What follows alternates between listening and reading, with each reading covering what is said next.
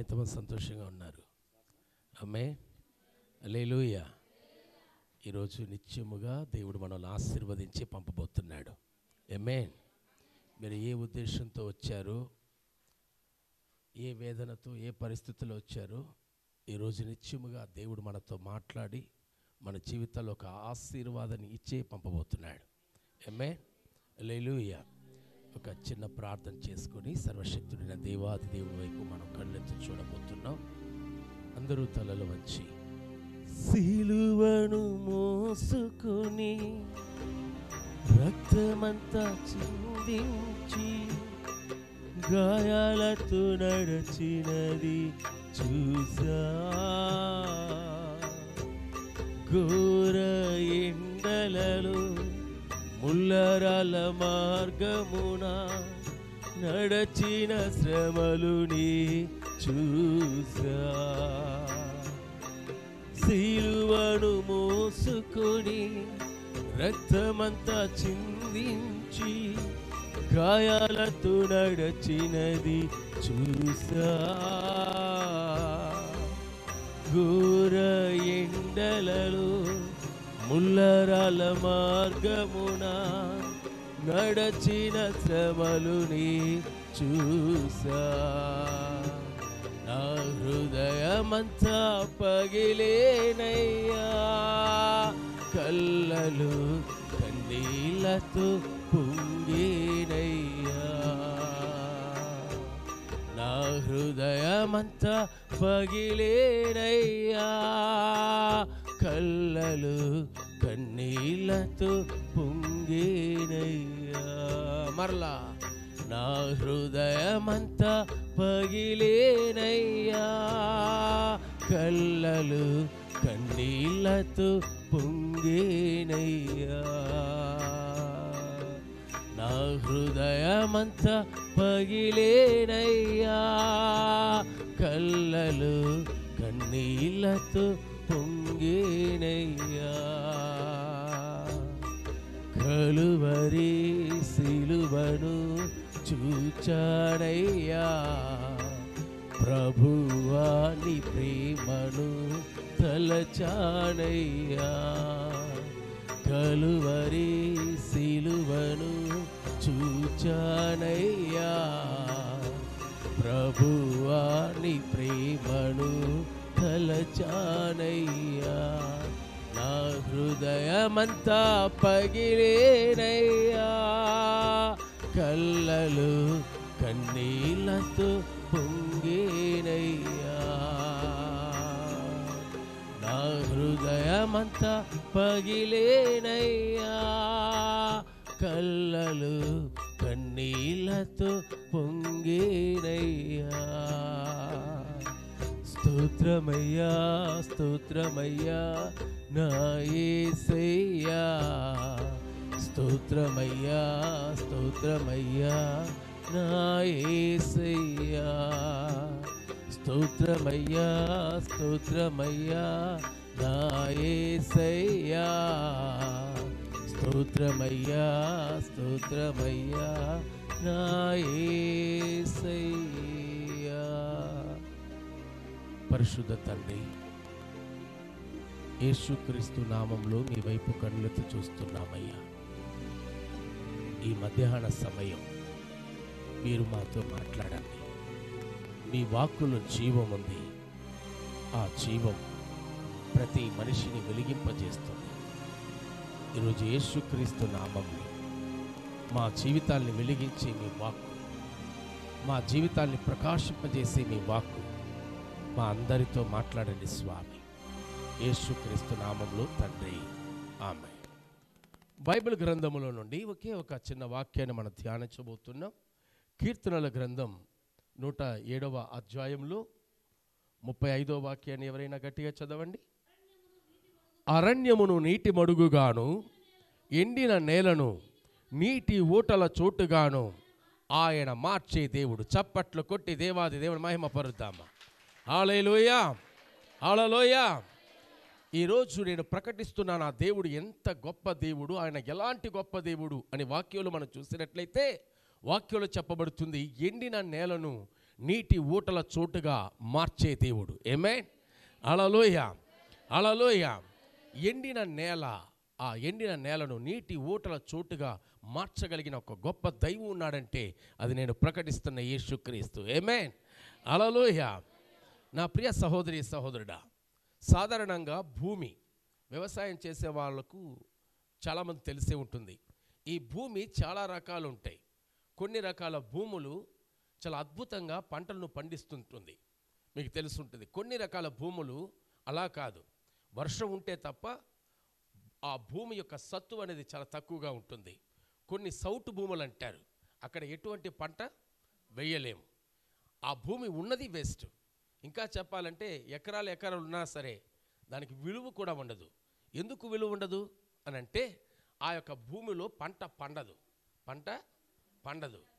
పంట పండని ఆ భూమి ఎందుకు పనికిరాదు కాబట్టి, ఇకపైన దానివల్ల ఉపయోగం లేదు కాబట్టి సౌటు భూములు అంటారు. అవి చాలా అరణ్య ప్రాంతాల్లో, చాలా దూర ప్రాంతాలు ఉంటాయి. అలాంటి ప్రాంతాలు ఎందుకు పనికిరావు. కానీ కొన్ని ప్రాంతాలు ఇటు అటు ఉంటాయి. కొన్ని ప్రాంతాలు గమనించారంటే సంవత్సరానికి 3 పంటలు చాలా అద్భుతంగా పడుతూ ఉంటాయి. ఇలాంటి భూములు ఉంటాయి. హల్లెలూయా, హల్లెలూయా. నా ప్రియ సహోదరి సహోదరుడా, గడిచిన కొన్ని సంవత్సరాల క్రితం బళ్ళారి ప్రాంతం నుండి నేను ప్రయాణించి వెళ్తున్నప్పుడు ఆ గ్రామ ప్రాంతాలంతా చూస్తున్నప్పుడు కొంచెం ఆశ్చర్యం కల్పించింది. ఎందుకనంటే ఒకే ప్రాంతమే. నన్ను చూడాలి అందరూ. మీరు బైబిల్ మూసేసేయండి, నా పక్కే చూడాలి. చెప్పే వాక్యం ఇక్కడికి వెళ్ళిందంటే ఆటోమేటిక్గా ఇక్కడ చేరిపోతుంది. ఆమేన్. మీరు రాసుకోవడాలు గీక్కోవడాలు అంతా ఏం అవసరం ఉండదు. ఆమేన్. ఇక్కడికి చేరితే ఆటోమేటిక్గా ఇక్కడికి వెళ్ళిపోతుంది. ఆమేన్. ఓకే. అలా ప్రయాణించి వెళ్తున్నప్పుడు ఆ యొక్క గ్రామ ప్రాంతాల్లో నేను గమనించిన కార్యం ఆశ్చర్యం అనిపించింది. ఒకే ప్రాంతమే, ఒకే గ్రామమే, కానీ అక్కడ కొన్ని భూములు చూసినప్పుడు నల్ల భూమి ఎక్కువగా ఉంది, నల్ల మట్టి గల భూములు ఎక్కువ ఉన్నాయి. ఆ నల్ల మట్టి దగ్గరే కొన్ని చోట్ల మాత్రం ఎర్రమట్టి భూములు ఉన్నాయి. అవి చూస్తే నాకు ఆశ్చర్యం అనిపించింది.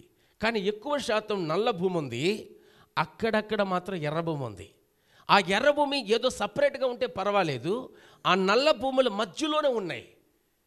అది ఆశ్చర్యం అనిపించింది. నేను అడిగాను, బ్రదర్ ఏంటి ఈ భూమి ఇలా ఉంది ఏంటి, దానికి ఏంటి డిఫరెంట్ అని అడిగాను. ఆ సహోదరుడు చెప్పాడు, ఈ నల్ల భూమి, ఈ నల్లటి భూమి, ఈ మట్టి యొక్క సత్వం చాలా తక్కువ, దీనిలో నీటి ఊట అనేది ఉండదు. అందుకే సంవత్సరానికి ఒక్కసారి, అది కూడా వర్షం బాగా పడితే పంట పండుతుంది, లేదంటే పంట పండదు అంటున్నారు. కానీ ఎర్ర భూమి ఉందే, ఆ ఎర్ర భూమిలో సంవత్సరానికి 2-3 పంటలు పండుతాయి. కారణం అది ఎప్పుడు నీటి ఊటలా ఉంటుంది. చప్పట్లు కొట్టి దేవుడు మహిమపరుద్దాము. హల్లెలూయా, హల్లెలూయా. ఈరోజు అనేకుల యొక్క జీవితాల్లో నేను గమనించాను, వెళ్ళే చోటంతా, నేను మీటింగ్స్కి వెళ్ళే చోటంతా ప్రతి క్రైస్తవులు నేను గమనిస్తున్నాను. ఎక్కువ శాతం ఎలా ఉన్నారో తెలుసా? నల్ల భూమిలానే ఉన్నారు. ఏ ఆశీర్వాదం లేకుండా, ఏ దీవెన లేకుండా, ఏదో ఉన్నామన్నట్లుగా ఉన్నారే తప్ప ఒక ఆశీర్వాదం, ఒక విలువ కలిగిన భూమిగా లేరు. చాలామంది యొక్క కార్యాలు నేను గమనిస్తూ ఉన్నాను. ఆ నల్ల భూమిలా నీటి ఊట లేని స్థితిలో ఉన్నారు. అందుకే సంవత్సరానికి ఒక పంట, అది కూడా వర్షం బాగా వస్తే, లేదంటే అది లేదు. అలాంటి భూమిగా చాలామంది ఉంటున్నారు. కానీ దేవుడు ఈరోజు మనతో మాట్లాడుతున్నాడు, ఎండిన నేలను నీటి ఊటల చోటుగా మార్చబోతున్నాడు. చప్పట్లు కొట్టి హల్లెలూయా, హల్లెలూయా. మన దేవుడు ఎండిన నేలను నీటి ఊటల చోటుగా మార్చబోతున్నాడు. ఆమేన్, హల్లెలూయా. బైబిల్ గ్రంథంలో ఒకే ఒక సంభవాన్ని మీకు చెప్పని ఆశపడుతున్నాను. ఎండిన నేల వలె ఉన్న అతని యొక్క జీవితాన్ని దేవుడు ఏ విధంగా నీటి ఊటల చోటుగా మార్చాడు అన్న విషయాన్ని ఓ వ్యక్తిని మీకు పరిచయం చేయబోతున్నాను. ఒకవేళ మీ అందరికీ ఆ వ్యక్తిని గురించి తెలిసే ఉండవచ్చు, అయినను కూడా కొంచెం లోతుగా ఈరోజు మనం చూడబోతున్నాం. ఆమేన్, హల్లెలూయా. చెప్పాలి గట్టిగా, హల్లెలూయా, హల్లెలూయా. ఆ వ్యక్తి ఎవరు? ఆ వ్యక్తి యొక్క పుట్టుకేంటి? అతడు ఎక్కడ పెరిగాడు? ఆ తర్వాత అతని జీవితం ఎలా మలుపు తిరిగింది? దేవుడు అతని యొక్క జీవితంలో ఎలా ఆశీర్వాదాన్ని ఇచ్చాడు? ఆ మహా గొప్ప దేవుడు మన జీవితాల్లో ఎలా ఆశీర్వదించబోతున్నాడో ఈరోజు ధ్యానించబోతున్నాం. ఆమేన్, హల్లెలూయా. మనందరికీ తెలుసు, ఇశ్రాయేలు దేశమునకు మొట్టమొదటి రాజుగా దేవుని చేత అభిషేకించబడి ఏర్పరచబడిన వ్యక్తి ఎవరు? సౌల్. హల్లెలూయా, హల్లెలూయా. సౌలు యొక్క కుమారుడు అని అంటే మనకు గుర్తొచ్చేది ఎవరు చెప్పాలి? యోనాతాను. ఆమేన్, హల్లెలూయా.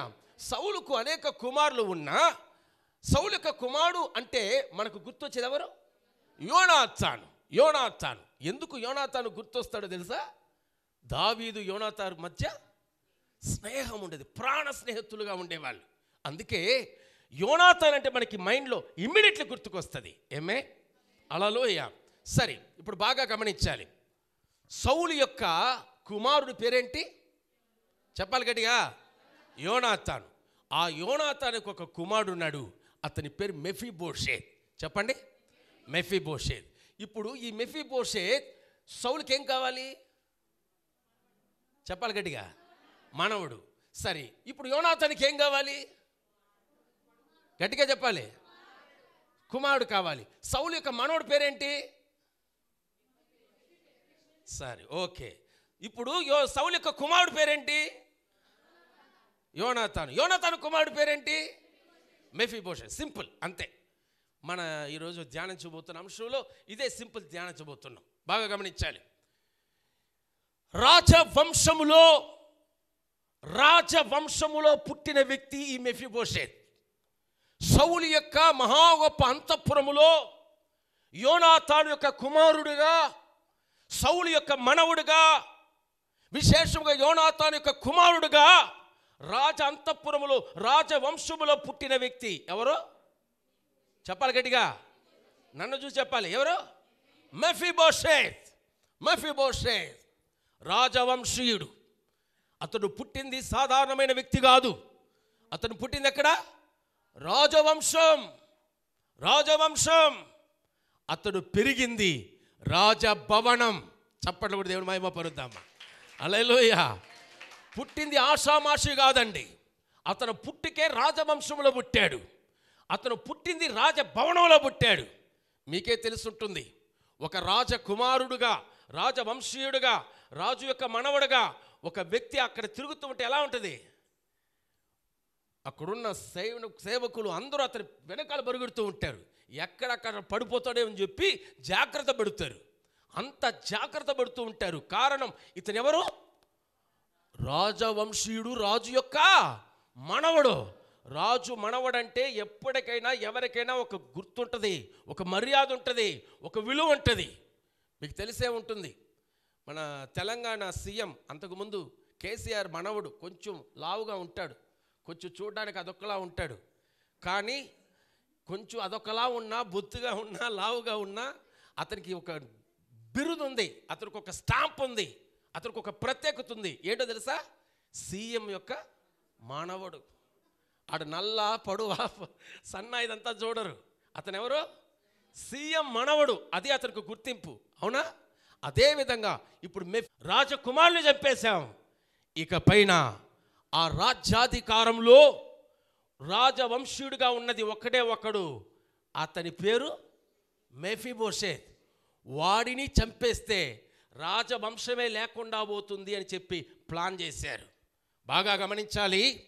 ఆ రోజుల్లో ఎలాంటి పద్ధతులు ఉండేదంటే, రాజ్యానికి మధ్య యుద్ధం జరిగేటప్పుడు రాజును మాత్రం చంపరు, రాజవంశీయులు ఎవరు లేకుండా చేస్తారు. ఎందుకనంటే రాజవంశంలో ఇక వారి కుమారుడు కావచ్చు, వాడు మనవడు కావచ్చు, ఇలా ఎవరున్నా సరే రాజు చనిపోయిన తర్వాత ఆ సింహాసనాన్ని రాజకుమారుడికి ఇస్తారు. అర్థమవుతుందా? ఆ తర్వాత ఎవరికి వెళ్తుంది సింహాసనం? రాజకుమారుడికి వెళ్తుంది. రాజు యొక్క సమస్త ఆస్తులు, అతని యొక్క భూములు సమస్తము కూడా రాజవంశీయుడికి, రాజుగా ఉన్న వ్యక్తికే వెళ్తుంది. అలా వంశ పారంపర్యంగా రాజు యొక్క బిడ్డగా అతను కూర్చోబెట్టాలి. అర్థమవుతుందా? అర్థమవుతుందా? తలన ఓపండి. అర్థమవుతుందా? ఓకే. ఇప్పుడు ఒకే రోజు ఫిలిస్తీయులు యుద్ధానికి వచ్చి ఇప్పుడు ఇశ్రాయేలు యొక్క రాజైన సౌలుని చంపేశారు, యోనాతాను కూడా చంపేశారు. ఇప్పుడు వీళ్ళ నెక్స్ట్ టార్గెట్ ఎవరు? మనవడు మెఫీబోషెత్. వాడిని చంపేస్తే రాజవంశం అనేదే లేకుండా పోతుంది. రాజవంశం ఫినిష్. ఇక రాజవంశం ఉండదు. ఇకపైన రాజవంశీయుడిగా రాజసింహాసనంలో కూర్చోండి దానికి ఎవరికి హక్కు ఉండదు. అందువలన ఇప్పుడు ఫిలిస్తీయుల యొక్క టార్గెట్ యుద్ధంలో రాజును చంపేశారు, రాజకుమారుని చంపేశారు. ఇప్పుడు అక్కడి నుండి వాళ్ళు యుద్ధంలో నుండి వస్తున్నారు మెఫీబోషెతుని చంపడానికి. అర్థమవుతుందా? చంపడానికి వస్తున్నారు. ఈ విషయం యెరూషలేములో రాజభవనంలో ఉన్న రాణికి కబురు తెలియబరచబడింది. ఈవెన్ సౌలు యొక్క భార్య, యోనాతాను యొక్క భార్య, వీళ్ళందరికీ విషయం తెలియవచ్చింది. యుద్ధములో సౌలు చనిపోయాడు, యోనాతాను చనిపోయాడు. ఇప్పుడు ఫిలిష్తీయుల యొక్క టార్గెట్ ఎవరు? మనవడు మెఫీబోషెతుని చంపడానికి వస్తున్నారు అన్న విషయం ఎప్పుడైతే తెలిసిందో, ఇప్పుడు రాణి ఏం చేస్తుందంటే ఎలాగైనా సరే రాజవంశాన్ని కాపాడుకోవాలి. రాజవంశాన్ని కాపాడుకోవాలంటే మెఫీబోషెతుని కాపాడాలి. ఇప్పుడు వాళ్ళంతా వచ్చారంటే ఖచ్చితంగా మెఫీబోషెతుని చంపేస్తారు. మెఫీబోషెతుని కంపల్సరీ చంపేస్తారు. ఇప్పుడు ఎలాగైనా సరే మెఫీబోషెతుని ఏం చేయాలి? కాపాడుకోవాలి. రాజవంశాన్ని కాపాడుకోవాలి, రాజవంశీయుని కాపాడుకోవాలి. ఏం చేయాలి? వెంటనే అక్కడున్న రాజభవనంలో అందరూ అలర్ట్ అవుతున్నారు. అప్పుడు రాణి ఏం చేస్తుందో తెలుసా? ఆమె వెళ్ళి బీరోలో ఉన్న బంగారు డబ్బంతా తీసుకొని వస్తుంది. అంతా తీసుకొని వచ్చి ఒక దాది అంటే పనిగెత్తె అంటారు. ఆ రాజభవనంలో పనిచేస్తున్న ఒక పనిగెత్తె దాదిని పిలిపించి, అమ్మా రా అని చెప్పి పిలిపించి, ఇదో నా మనవడు యోనాతాను యొక్క కుమారుడు, వీడిని ఎలాగైనా సరే కాపాడు. ఫిలిష్తీయులు వచ్చారంటే ఖచ్చితంగా మెఫీబోషెతుని చంపేస్తారు. ఇతని జీవితం ఇంతటితో ముగించబడిందంటే సౌలు యొక్క రాజ్యం వంశమే ముగించబడుతుంది. రాజవంశంలో ఇతను బ్రతకాలి, రాజవంశుడిగా ఇక్కడ బ్రతకాలి. ఇతడు బ్రతకాలంటే వీని ఎలాగైనా నువ్వే కాపాడమ్మా, నువ్వే కాపాడు. కానీ ఒకటి, ఇతను ఎవరి వంశం అనేది ఎవరికి తెలిస్తే ఏం చేస్తారు? చంపేస్తారు. కాబట్టి ఎవరికి తెలియకూడదు, ఎవరి కుమారుడు అని తెలియకూడదు, ఎవరి వంశం అనేది తెలియకూడదు. నువ్వు తీసుకువెళ్ళు, వీడు బ్రతుకుంటే చాలు, ఎలాగైనా సరే కాపాడమ్మా అని చెప్పి ఆమె చేతిలో మెడలో ఉన్న బంగారు అన్నిటిని తీసింది, డబ్బంతా తీసింది. ఇవంతా నువ్వు తీసుకో, నా బిడ్డని ఎలాగైనా కాపాడు అని చెప్పి 5 సంవత్సరాల బిడ్డని దాది దగ్గర అప్పగిస్తున్నారు. అప్పగించిన వెంటనే ఈ దాది ఎలాగైనా తన యజమానుడి యొక్క బిడ్డని కాపాడుకోవాలని చెప్పి ఒడిలో పెట్టుకొని పరుగులు తీస్తుంది. యెరూషలేం అంటే సమృద్ధి గల స్థలం అని అర్థం. యెరూషలేం అంటే సమృద్ధి గల స్థలం, సంతోషం సమాధానం గల స్థలం అని అర్థం. అలాంటి స్థలములో సమృద్ధిగా పుట్టిన ఈ యొక్క మెఫీబోషెతు యొక్క జీవితం తన 5వ సంవత్సరంలో పరుగులు తీస్తూ ఇప్పుడు లోదేబార్కి వెళ్తుంది. ఎక్కడికి?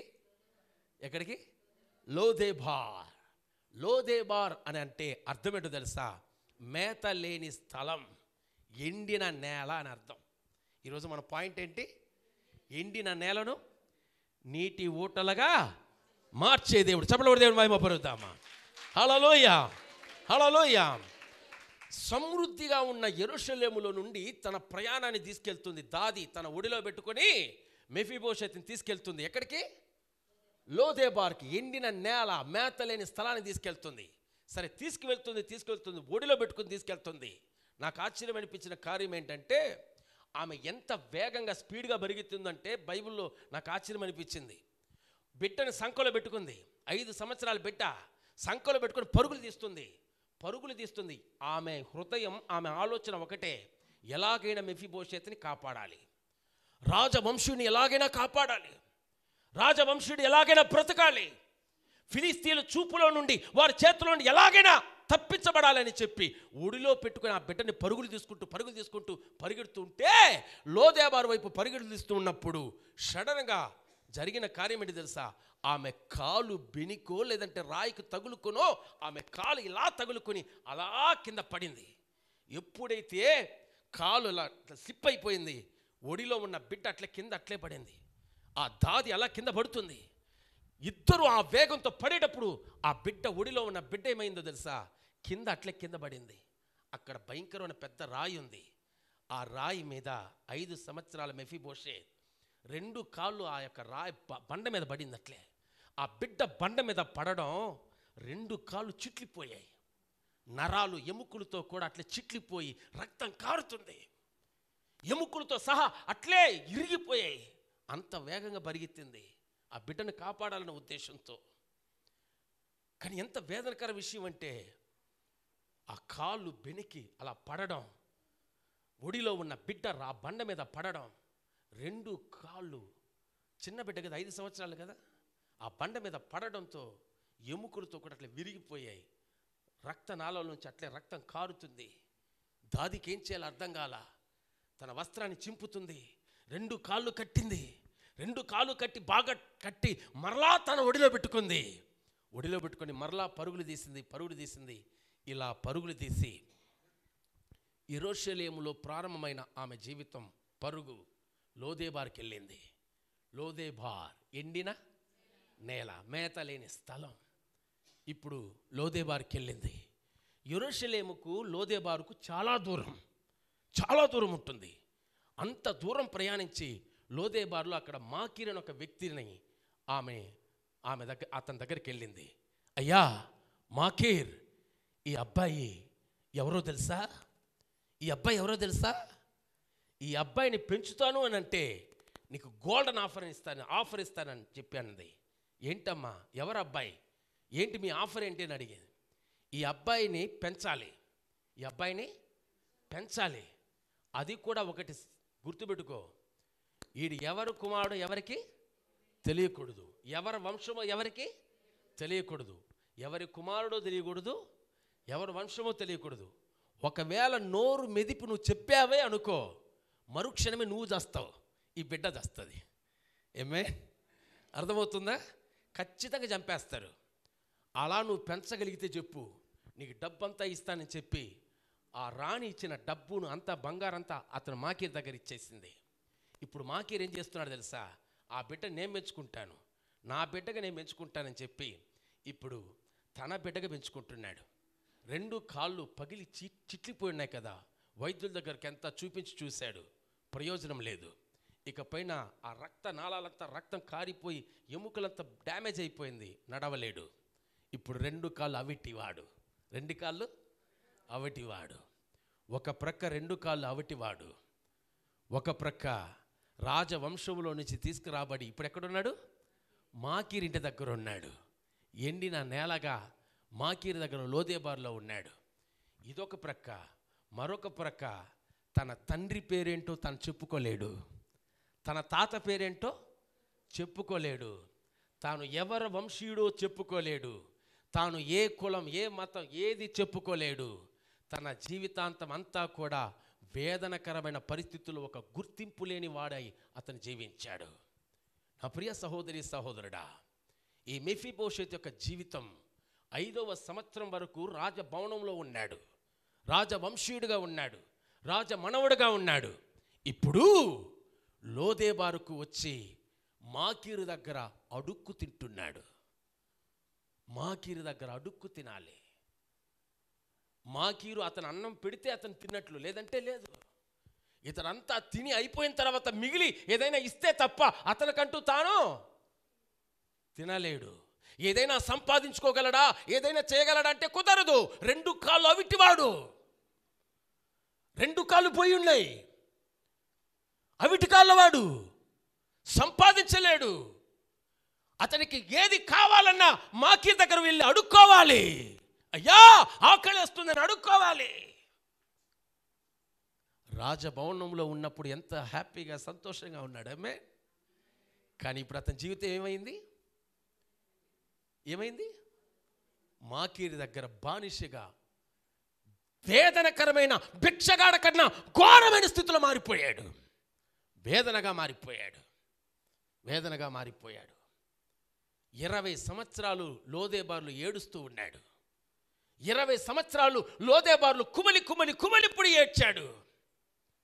5 సంవత్సరాలు ఎక్కడ? 20 సంవత్సరాలు ఎక్కడ? ఇప్పుడు అతని వయసు ఎంత? 25. 20 సంవత్సరాలు ఏడ్చి మెఫీబోషెత్ అన్నాడు. మా నాన్న ఉన్నాడే, మా నాన్న ఎవరు? మాకీరా? ఎవరు? యోనాతాను, మహానుభావుడు. నేను తల్లి గర్భములో ఉన్నప్పటి నుంచి నన్ను ఎలా పెంచాడు తెలుసా? యెహోవా దేవుడు, ఆయన లాంటి ప్రేమామయుడు, ఆయన లాంటి సర్వశక్తుడు, ఆయన లాంటి ఆశీర్వదించే దేవుడు ఎవరు లేరు. ఆయన లాంటి ఉన్నతమైన దైవం ఎవరు లేరు. ఆయన లాంటి కనికర సంపూర్ణుడు ఎవరు లేరు. నన్ను ఎలా పెంచాడు ఆయన? దేవుణ్ణి గూర్చి చెప్పి చెప్పి చెప్పి చెప్పి చెప్పి పెంచాడు. నేను తల్లి గర్భంలో వచ్చినప్పటి నుండి నన్ను వాక్యము చేత పెంచాడు. వాక్యాన్ని చెప్పి చెప్పి పెంచాడు. మా నాన్న ఎవరో యోనాథన్, మహానుభావుడు. ఏం దేవుడు అయ్యా అంట. దేవుడు దేవుడు దేవుడు అని చెప్పి నన్ను పెంచాడే. ఏం దేవుడు అంటే నా బతుకు ఇప్పుడు ఎట్లా ఉంది చెప్పరా చెప్పరా? బానిసగా మాకీర్ దగ్గర అడుక్కుంటున్నా. ఇది నా లైఫ్. మా నాన్నేమో చెప్పాడు, పెద్ద ఆశీర్వదించే దేవుడు, కనికర సంపూర్ణుడు, మహా గొప్ప దేవుడు, ఆయన లాంటి జాలి కలిగిన దేవుడు ఎవరు లేరు, ఆయన లాంటి గొప్ప దేవుడు ఎవరు లేరు అని చెప్పి చెప్పి పెంచింది ఎవరో? యోనాతాను. ఇంత విన్న వ్యక్తి ఇప్పుడు ఎట్లా ఎలా ఉన్నాడు? ఎలా ఉంటుంది చెప్పండి, మీరే చెప్పండి, ఎలా ఉంటుంది? మా బతుకులు కూడా అలా ఉన్నాయి బ్రదర్. మేము వింటూనే ఉన్నాం సంవత్సరాలుగా, వాక్యాన్ని వింటూనే ఉన్నాం. ఏమీలే, అదే ఎండిపోయిన బతికే. మాకీర్లా నేను బతుకుతున్నాం అని చెప్పి ఒకవేళ ఉన్నావు, అవునా? ఇప్పుడు అలా ఏడుస్తున్నాడు ఎవరు చెప్పండి గట్టిగా? మెఫీబోషెతు ఏడుస్తున్నాడు. ఇది ఒకని జీవితం. ఇంకొకరి జీవితం ఉంది, ఇంకొకరి జీవితం. ప్రభువా, నీలాంటి గొప్ప దేవుడు ఎవరున్నారయ్యా? ఒక సర్వసాధారణమైన గొర్రెలు కాపలా కాసుకుంటూ, నా జీవితం అరణ్యంలో ఇటు అటు తిరుగుతూ గొర్రెల కాపలా కాసుకుంటున్న నన్ను వెతికి వచ్చారే. నన్ను వెతికి వచ్చి నన్ను అభిషేకించి నన్ను ఇప్పుడు సింహాసనంలో కూర్చోబెట్టి రాజుగా పెట్టి అభిషేకించారే. మీలాంటి గొప్ప దేవుడు ఎవ్వరూ లేరయ్యా అని. అది మాత్రం మనకందరికీ తెలిసే ఉంటుంది. హల్లెలూయా. ఇప్పుడు టాపిక్ ఏంటంటే, ఒకడేమో ఎలా ఏడుస్తున్నాడు చెప్పండి గట్టిగా? ఏం దేవుడో ఏంటో, నా బతికి ఇక్కడ ఎండిపోయింది, నా బతికి ఎక్కడ ఎండిపోయిందని ఒకడు ఏడుస్తున్నాడు 20 సంవత్సరాలుగా. 1-2 నెలలు కాదు, 1-2 రోజులు, వారాలు కాదు, 20 సంవత్సరాలుగా ఏడుస్తున్నాడు. నా బ్రతుకు ఎండిపోయింది, ఏం దేవుడో ఏంటో అని. ఇక్కడ ఇంకొకడు ఏం చేస్తున్నాడు? ఎంత గొప్ప దేవుడు అయ్యా నువ్వు.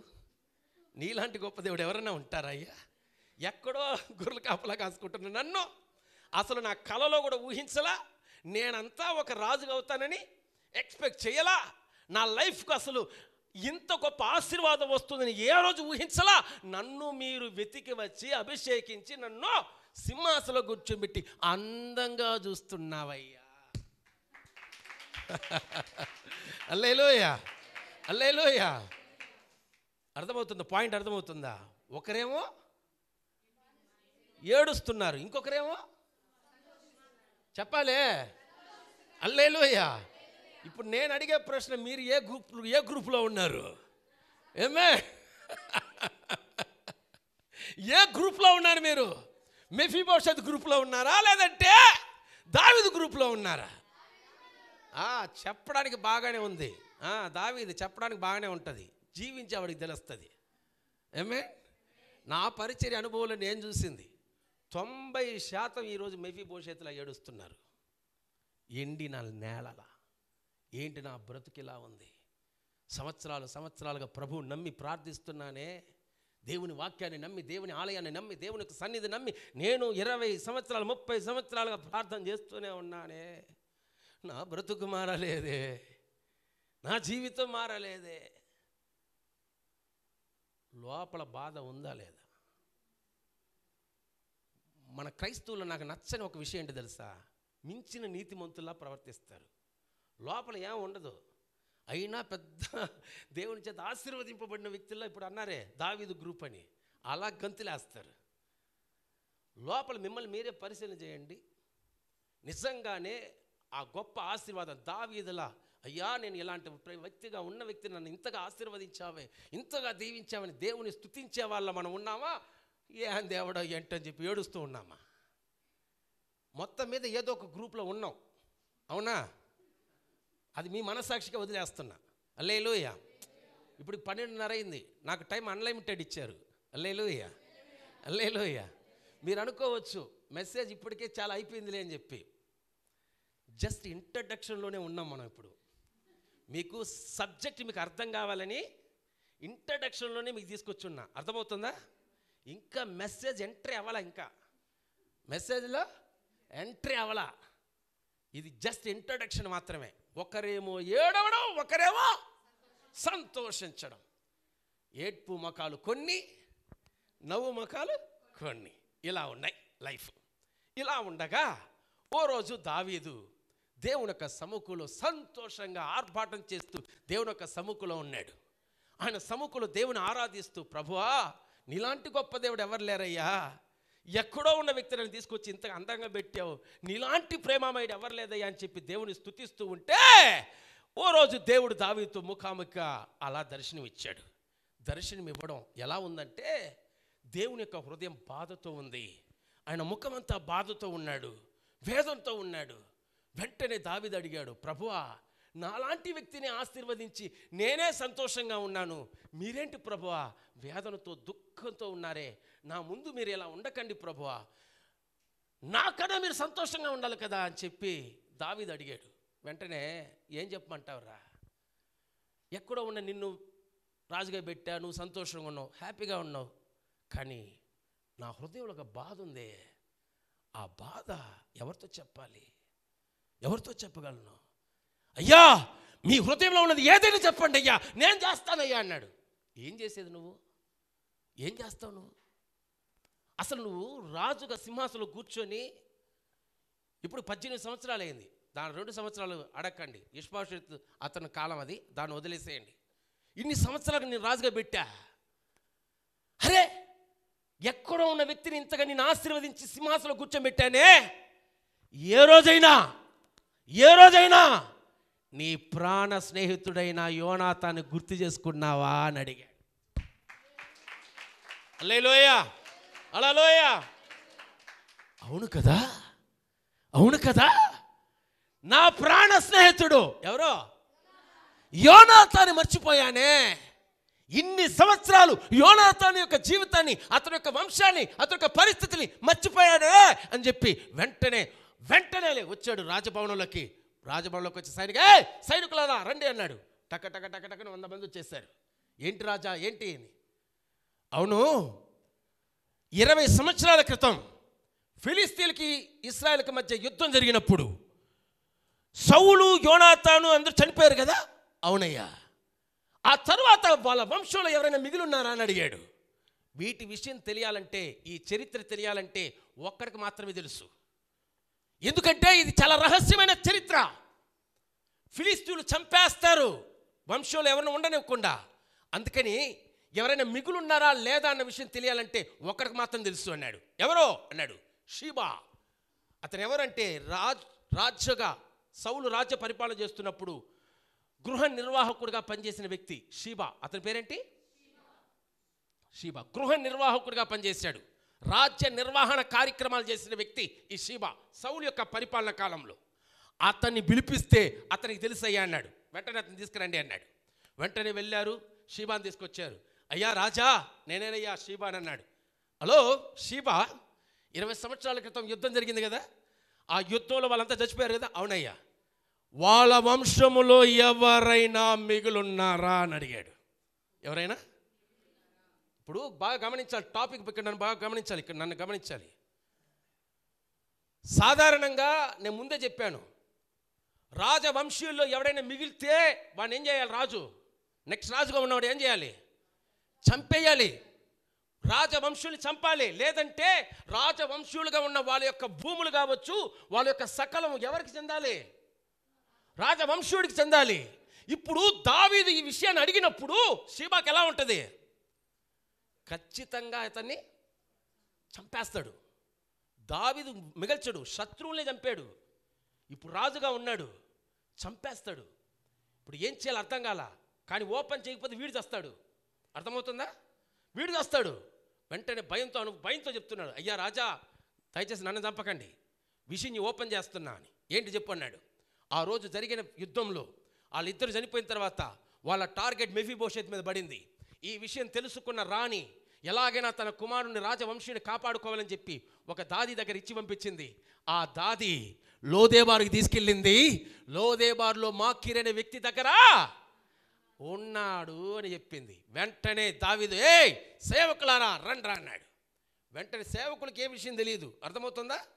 విషయం తెలియదు. వెంటనే వస్తున్నారు. రాజా ఏంటి? వెంటనే లోదేబార్కి వెళ్ళండి. లోదేబార్కి వెళ్ళి అక్కడ మాకీర్ అనే ఒక వ్యక్తి ఉంటాడు. ఆ వ్యక్తి దగ్గర ఓ వ్యక్తి ఉంటాడు, అవిట్టివాడుగా ఒకడు, వాడిని తీసుకురండి అన్నాడు. హల్లెలూయా, హల్లెలూయా. ఇప్పుడు ఏం చేస్తున్నారు? సైన్యం ఇప్పుడు వెళ్తుంది యెరూషలేము టు ఇప్పుడు ఎక్కడికి? లోదేబార్. అమ్మ ఇక్కడ చూడాలందరూ నన్ను. ఇప్పుడు ఎక్కడికి వెళ్తుంది జర్నీ? లోదేబార్కి వెళ్ళారు. లోదేబార్కి వెళ్ళి మాకీర్ తలుపు తెరుతున్నాడు. ఏయ్ మాకీర్ తలుపు తెరవని. వెంటనే తలుపు తెరుస్తున్నాడు. బయట ఉన్నది ఎవరు? రాజు యొక్క చెప్పాలే సైన్యం. ఒక్కసారిగా మాకీర్కి ఏమై ఉంటుంది? హల్లెలూయా. అవునా కాదా? అవునా కాదా? 20 సంవత్సరాలు పెంచేది ఎవరు? పెంచిన దానికి వాణ్ణి చంపుతారు, వీడిని. మా ఫోన్ కొంచెం స్విచ్ ఆఫ్ చేయమ్మా. పెంచిన దానికి వాణ్ణి చంపుతారు, వీడిని చంపేస్తారు. అవునా? భయంతో వణికిపోతున్నాడు మాకీరు, వణికిపోతున్నాడు. అయ్యా మీరు ఎవరని అడుగుతున్నాడు. దావీదు రాజు యొక్క పరిపాలన సైనికులమేమన్నాడు. ఒక్కసారిగా మాకీరికి హల్లెలూయా అయిపోయింది. ఏం చేయాలో అర్థం కాల. అయ్యా నాకు దీనికి ఎటువంటి సంబంధాలా, ఇదో ఈ కుంటోడు ఇక్కడే ఉన్నాడు, వీడిని తీసుకెళ్ళిపోండి.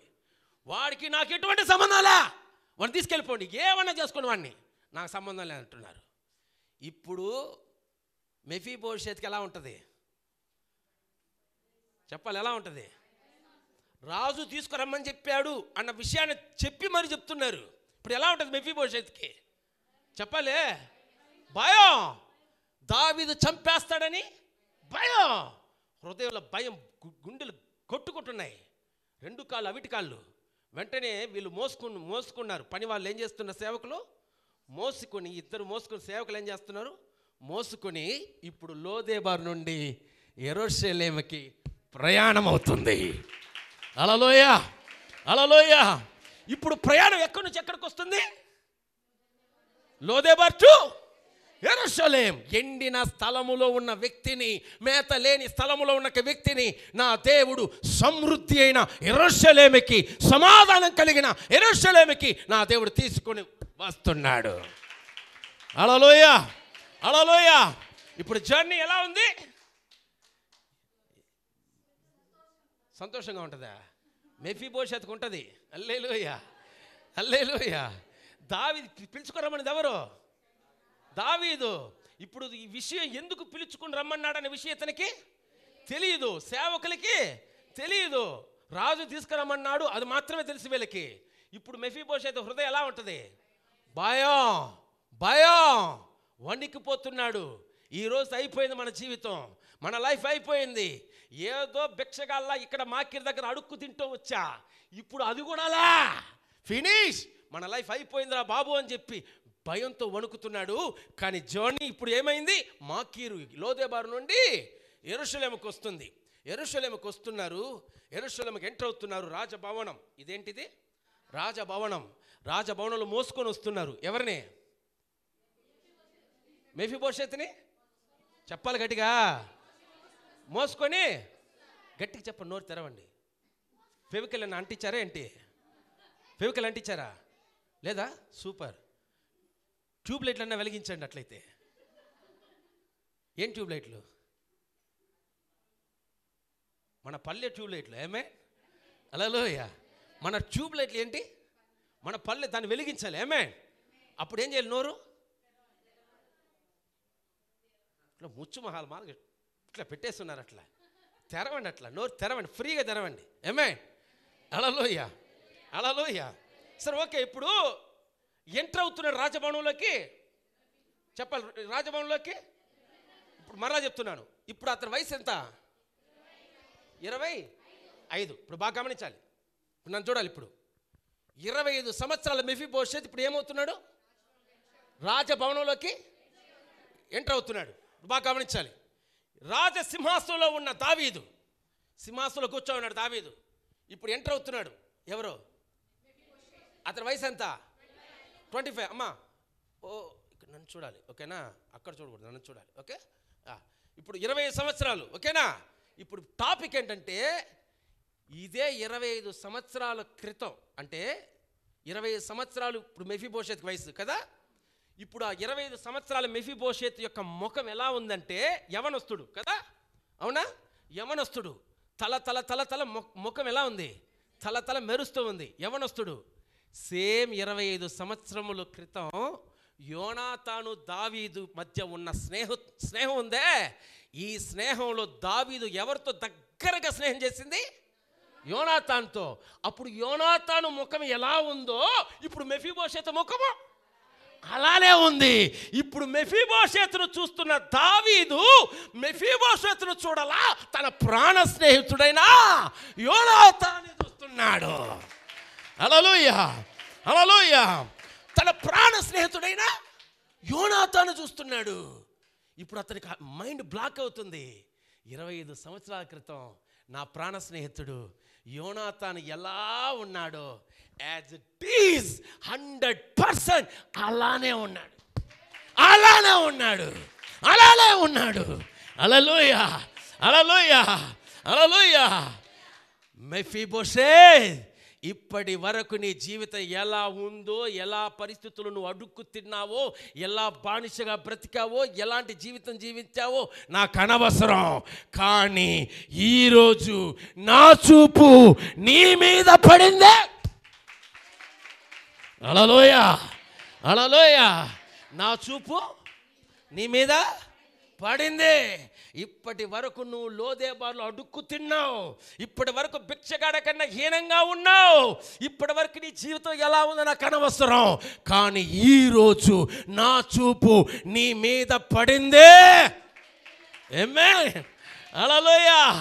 నీ లైఫ్ మారే సమయం ఈరోజు. ఆమేన్. నీ జీవిత మార్పునిచ్చే దేవుడు నీ మీద ఆయన చూపు పడిన రోజు ఈరోజు. ఆమేన్, హల్లెలూయా, హల్లెలూయా. ఇప్పటి వరకు నీ జీవితం ఎలా జీవించావో నాకు అనవసరం. ఈరోజు నా చూపు నీ మీద పడింది, నా చూపు నీ మీద పడింది. మెఫీబోషెత్, నీ తలరాత మార్చే రోజు ఈరోజు. నీ జీవితంలో మలుపు తిరిగే రోజు ఈరోజు. ఎండిన నేలగా ఉన్న నీ జీవితాన్ని నీటి ఊటల చోటుగా మార్చబడే రోజు ఈరోజు. ఆమేన్, హల్లెలూయా, హల్లెలూయా. ఇప్పటి వరకు నిన్ను ఏ విధంగా అందరూ చూశారో నాకు అనవసరం. కానీ ఈరోజు నా ప్రాణ స్నేహితుడైన యోనాతాను చూసినట్లు చూస్తున్నా. ఆమేన్, హల్లెలూయా. నా ప్రాణ స్నేహితుడైన యోనాతాను ముఖము నిన్ను చూస్తున్నా. నీ పేరు మారి ఉండొచ్చు, కానీ నువ్వు నా ప్రాణ స్నేహితుడు యొక్క కుమారుడివి, నా ప్రాణ స్నేహితుడైన యోనాతానువి. ఇక నీ జీవితం ఈ రోజుతో మార్పు కలగబోతుంది. హల్లెలూయా, హల్లెలూయా. బైబిల్లో చెప్పబడుతుంది, నాకు చాలా నిజంగా పిచ్చెక్కుతుందండి. మీరు ఇంట్లో చదవచ్చు, ఇప్పుడు ఏం చదవని అవసరం. అందుకే నీకు సబ్జెక్ట్ కూడా ఎక్కడ ఉందని కూడా చెప్పలా, లాస్ట్లో చెప్తా. ఆమేన్, ఓకే. ఎప్పుడైతే మెఫీబోషెత్ ముఖమును చూశాడో తన ప్రాణ స్నేహితుడైన యోనాతాను చూశాడు. అతనిలో తన ప్రాణ స్నేహితుడు యోనాతాను చూశాడు. ఒక్కసారిగా తన హృదయమై బద్దలైపోయింది దావీదు యొక్క హృదయం. ఒక ప్రక్క మెఫీబోషెత్, అతని హృదయం భయంతో ఉంది, భయంతో ఉంది. రాజు చంపేస్తాడేమో అని భయంతో ఉంది. ఆ టైంలోనే దావీదు ఫస్ట్ అతన్ని చూసి మాట్లాడిన మాట ఏంటి తెలుసా? మెఫీబోషెత్, భయపడకు. హల్లెలూయా, హల్లెలూయా, హల్లెలూయా. భయపడకు. నన్ను చంపేస్తారేమో, రాజవంశుడిని తెలిసినందువలన నన్ను చంపేస్తారేమో, రాజు యొక్క మనవడిని తెలిసి నన్ను చంపేస్తారేమో. మెఫీబోషెత్, నువ్వు భయపడకు, నువ్వు భయపడకు. 25 సంవత్సరాలు నీ జీవితం. ఇప్పుడు 20 సంవత్సరాలుగా లోదేబార్లో కష్టపడ్డావు. నా బిడ్డ జీవితం ఏమవుతుంది, నా భార్య నేను ఎలా కాపాడుకోవాలని చెప్పి నీ యొక్క భవిష్యత్తు నిమిత్తం భయపడబాకో. హల్లెలూయా. విచిత్రం ఏంటి తెలుసా, ఆ కుంటి వ్యక్తికి మెఫీబోషెతుకి భార్య ఉంది, మీకా అని ఒక బిడ్డ ఉన్నాడు. మెఫీబోషెత్, నువ్వు భయపడకో. నీ జీవితం ఏమవుతుందనో, నీ భవిష్యత్తు ఏమవుతుందనో, ఇకపై నా జీవితం అంతా, జీవితకాలం అంతా ఈ మాకీరు దగ్గర అడుక్కు తినాల్సిందేనేమో, బానిసగా ఉండాల్సిందేమో, అలా నువ్వు భయపడబాకు. నా చూపు నీ మీద పడింది, ఇకపై నువ్వు భయపడవలసిన అవసరం లే. ఆమేన్. హల్లెలూయా, హల్లెలూయా. నువ్వు భయపడవలసిన అవసరం లేదు. ఇప్పటి వరకు నీ జీవితం ఎలా ఉందో నాకు అనవసరం. ఈ రోజు నుంచి నీ జీవితం మారబోతుంది. చెప్పాలి ఆమేన్. హల్లెలూయా. ఇన్ని సంవత్సరాలు నువ్వు ఎలా బ్రతికావు, ఎలా ఉన్నావు అనేది అనవసరం. ఈ 2025 స్పెషల్లీ ఈ 17వ తారీఖున దేవుడు మీతో మాట్లాడుతున్నాడు. ఈ రోజు మారిపోతుంది మన లైఫ్. ఆమేన్. హల్లెలూయా. మన జీవితాలు మార్పునిచ్చే రోజు ఈరోజు. ఆమేన్. ఏ భయం చేత నువ్వు వణుకుతున్నావో, ఏ భయం చేత నువ్వు ఇక్కడ కూర్చో ఉన్నావో, ఏ భయం చేత ఇక్కడ ఉన్నావో నాకు తెలియదు. అంతేనా, నా బ్రతుకు ఇంతేనా, ఇకపై నాకు పిల్లలు పుట్టరా, నాకు ఇకపై నా పెళ్ళిళ్ళు కావా, నా పిల్లల్ని నేను పెళ్ళిళ్ళు చేయలేనా, నాకు ఒక మంచి భవిష్యత్తు రాదా, నాకు మంచి ఉద్యోగం రాదా, నాకు చదువు రాదా, నేను ఇంకా పరిచర్య చేయలేనా, ఏదో ఒక కార్యం నిమిత్తమై ఆలోచన పెంచుకొని భయంతో ఇక్కడ కూర్చో ఉన్నావేమో. నీతోనే ప్రభు మాట్లాడుతున్నాడు. Don't worry, భయపడకో. 20 సంవత్సరాలుగా నిన్ను భయంలోకి నెట్టివేసింది, నీ జీవితం అంధకారంలో నెట్టివేసింది, భయంలోకి నెట్టివేసింది. 20 సంవత్సరాలుగా నీ జీవితమే అంధకారం అయిపోయింది. నీ బ్రతుకు భయంలోనే కూరుకుపోయావు. కానీ ఈ సంవత్సరం నా దేవుడు ఆ భయంలో నుంచి బయటికి రప్పించబోతున్నాడు. ఆమేన్. హల్లెలూయా. భయం ఎంతటి వ్యక్తులైనా కృంగదీసే ఆయుధం, సాతానుడి యొక్క ఆయుధం, సాతానుడి యొక్క తంత్రం భయం. మీరు అనుకోవచ్చు భయం అనేది దేవుడు పెట్టింది కాదండి. భయం సాతానుడి యొక్క ఆయుధం. మన హృదయంలో అనేక విధములైన ప్రశ్నలు కలిగింపజేసి, భయంలోకి నెట్టివేసి, మనల్ని కృంగింపజేసే ఒక శత్రు యొక్క ఆయుధమే భయం. అనేకుల యొక్క జీవితాలు ఈ భయంతోనే ఉంటున్నారు. మీకు తెలుసా, ఈరోజు చాలామంది భవిష్యత్తులో ఈ భయం అనేది ఎంత క్రియేట్ చేస్తుందో తెలుసా? మీరు కళ్ళారే చూస్తుంటారు ఈ కరోనా టైంలో. అవునా? భయం అంటే ఏంటో మనం చెప్పనక్కర్లే. కరోనా టైంలో కంటికి కనబడిన ఒక సూక్ష్మ క్రిమి, భయం అంటే ఏంటో ప్రపంచానికి చూపించింది. ఈవెన్ ప్రధానమంత్రులతో సహా, రాజ్యాధికారంలో ఉన్న ఒక్కొక్కరితో సహా భయం అంటే ఏంటో చూపించింది. ఆమేన్. హల్లెలూయా. ఈరోజు యేసయ్య నామములో చెప్తున్నాను, ఏదో ఒక భయం మీ జీవితంలో వెంటాడుతూ ఉంది. ఏదో ఒక భయం చేత అక్కడ కూర్చో ఉన్నావు. అయ్యా నా జీవితం ఏమవుతుందో అన్న భయంతో, ఆందోళనతో ఉన్నావు. నీకు ఒక శుభవార్త చెబుతున్నాను. నా దేవుడు మొట్టమొదటిసారిగా నీతో మాట్లాడుతున్నాడు. ఆ రోజు మెఫీబోషెతును చూసి చెప్పిన అదే, దావీదు చెప్పిన అదే మాటను నా దేవుడు ఈరోజు మీతో మాట్లాడుతున్నాడు. భయపడకు. నువ్వు దేనిని గురించి భయపడకు. నీ జీవితం గురించి భయపడకు. నీ సమస్యల నిమిత్తం భయపడకు. నీ యొక్క జీవితంలో ఇప్పుడు జరుగుతున్న పరిస్థితుల బయట భయపడకు. నా దేవుడు ఈరోజు నీతో మాట్లాడుతున్నాడు. భయపడకు. Don't worry. భయపడకు. నీ జీవితం అంతమైపోతుందని భయపడకు. ఇంకంతే, నా పరిచర్య అంతే ముగించబడింది, నా కుటుంబం అంతే ముగించబడింది. భయపడకు. ఈరోజు యేసు క్రీస్తు నామములో చెబుతున్నాను, నా దేవుడు మనతో మాట్లాడుతున్నాడు. భయపడకు. ఏ సిచ్యువేషన్స్ నీ జీవితం చుట్టుముట్టేస్తున్నా సరే, ఏ లోదేబాలో నువ్వు చిక్కుకొని ఉన్నా సరే, భయపడకు. ఈరోజు ఆ లోదేబా నుంచి మిమ్మల్ని యెరూషలేముకు రప్పించిన రోజు. చప్పట్లు కొట్టి ఆమేన్. హల్లెలూయా, హల్లెలూయా. నా జీవితం అయిపోయింది అనుకున్నాడు మెఫీబోషెత్. ఎందుకంటే రాజు కళ్ళల్లో పడిపోయాం. 20 సంవత్సరాలుగా నేను దాగి ఉన్న విషయం, మాకీరు ఇంటి దగ్గర ఉన్న విషయం ఎవరికి తెలియదు. కానీ ఫస్ట్ టైం ఇప్పుడు రాజే నన్ను పిలిపించేశాడంటే ఖచ్చితంగా రాజు నన్ను చంపేస్తాడన్న భయంతో ఉన్నాడు. ఆ భయంలో నుంచి ఒక విడుదల రప్పించడానికి దావీదు అంటున్నాడు మెఫీబోషెతును చూసి, భయపడకు. ఆమేన్. హల్లెలూయా. ఈరోజు అదే దేవుడు నీతో మాట్లాడుతున్నాడు, భయపడకు. నువ్వు ఏ సిచ్యువేషన్స్లో ఉన్నా సరే భయపడకు. నా దేవుడు ఈరోజు మహిమ కలిగిన కార్యం చేయబోతున్నాడు. ఆమేన్, హల్లెలూయా. నా ప్రియ సహోదరి సహోదరుడు, భయం సాతానుడు ఒక ఆయుధం. చాలామంది జీవితాలు అనుకుంటున్నారు, ఇక నా జీవితం అయిపోయింది, ఫినిష్, నా అయిపోయింది, అంత పరిస్థితులు అయిపోయి, ఇలానే మన మైండ్ సెట్ ఇలానే ఆలోచన చేస్తుంటుంది. కానీ ఒకటి చెప్పనా, నువ్వు ఎవరు అన్నది నువ్వు తెలుసుకుంటే, ఏంటి నువ్వు ఎవరు అన్నది నువ్వు తెలుసుకుంటే దేనికి నువ్వు భయపడవు. ఆమేన్, హల్లెలూయా. నువ్వు ఎవరు అనేది తెలియకుండా ఉన్నంత కాలం భయం అనేది నిన్ను భయపెడుతూనే ఉంటుంది. భయం నిన్ను భయపెడుతూనే ఉంటుంది. నువ్వు ఎవరో అనేది తెలుసుకున్నావు అనుకో, ఆమేన్, హల్లెలూయా, ఆ తర్వాత నువ్వు భయపడవు. మీకు అర్థమేటో చెప్తున్నాను, సింపుల్గా నన్ను చూడండి. మెఫీబోషెత్ లోదేబారులో ఉన్నంత మాత్రాన అతను రాజవంశీయుడు కాకుండా పోతాడా? చెప్పండి. అతను పుట్టిందే రాజవంశం. అతడు పెరిగింది ఒకవేళ 20 సంవత్సరాలు లోదేబారులో పెరుగుండొచ్చు. అతడు 20 సంవత్సరాలు లోదేబారులో బ్రతికినంత మాత్రాన, భిక్షగాడి దగ్గర అడుక్కుతున్న పరిస్థితులు ఉన్నంత మాత్రాన అతడు రాజవంశీయుడు కాకుండా పోతాడా? రాజు యొక్క మనవుడనే మహా గొప్ప ఉన్నతమైన ధైర్యం లేకుండా పోతుందా? చెప్పాలే. ఇప్పుడు మెఫీబోషెతు ఏర్పడింది ఏంటో తెలుసా? నా ఐడెంటిటీ పోయింది. ఎప్పుడో మా నాన్న మా తాత చచ్చిపోయినప్పుడే నా వంశమే పోయింది అనుకుంటున్నాడు. నా జీవితమే ముగించబడింది అనుకుంటున్నాడు. నా జీవితమే ఫినిష్ అయిపోయింది అనుకుంటున్నాడు.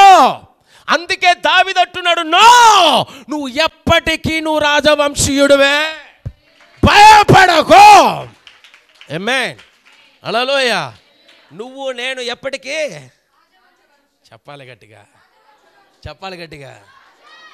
అయ్యా, తినడానికి ఒకవేళ నీకు తిండి లేకపోయినా, చిరిగిపోయిన వస్త్రాలు నువ్వు వేసుకుని ఉన్నా, నువ్వు పేదరికంలో చిన్న గుడిసెలో ఉన్నా, నువ్వు రాజు బిడ్డవే. ఆమేన్, రాజవంశీయుడివే. నువ్వు అనామతుడు కాదు. నువ్వెవరు చెప్పాలి? మన ఎవరు? ఈ మైండ్ కానీ నీలో వచ్చేసిందంటే నీ లైఫ్లో దేన్నైనా ఓవర్టేక్ చేసుకుని వెళ్ళిపోతావు. ఆమేన్.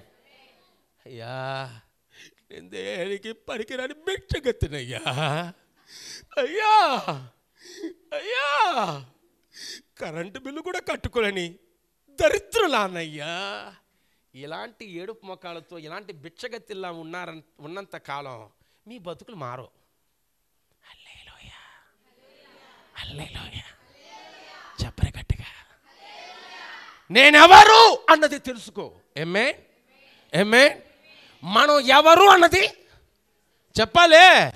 మనం ఎవరు అన్నది, నేను ఒకవేళ లోదేబారులో ఉన్నంత మాత్రాన రాజవంశీయుడు కాకుండా పోను.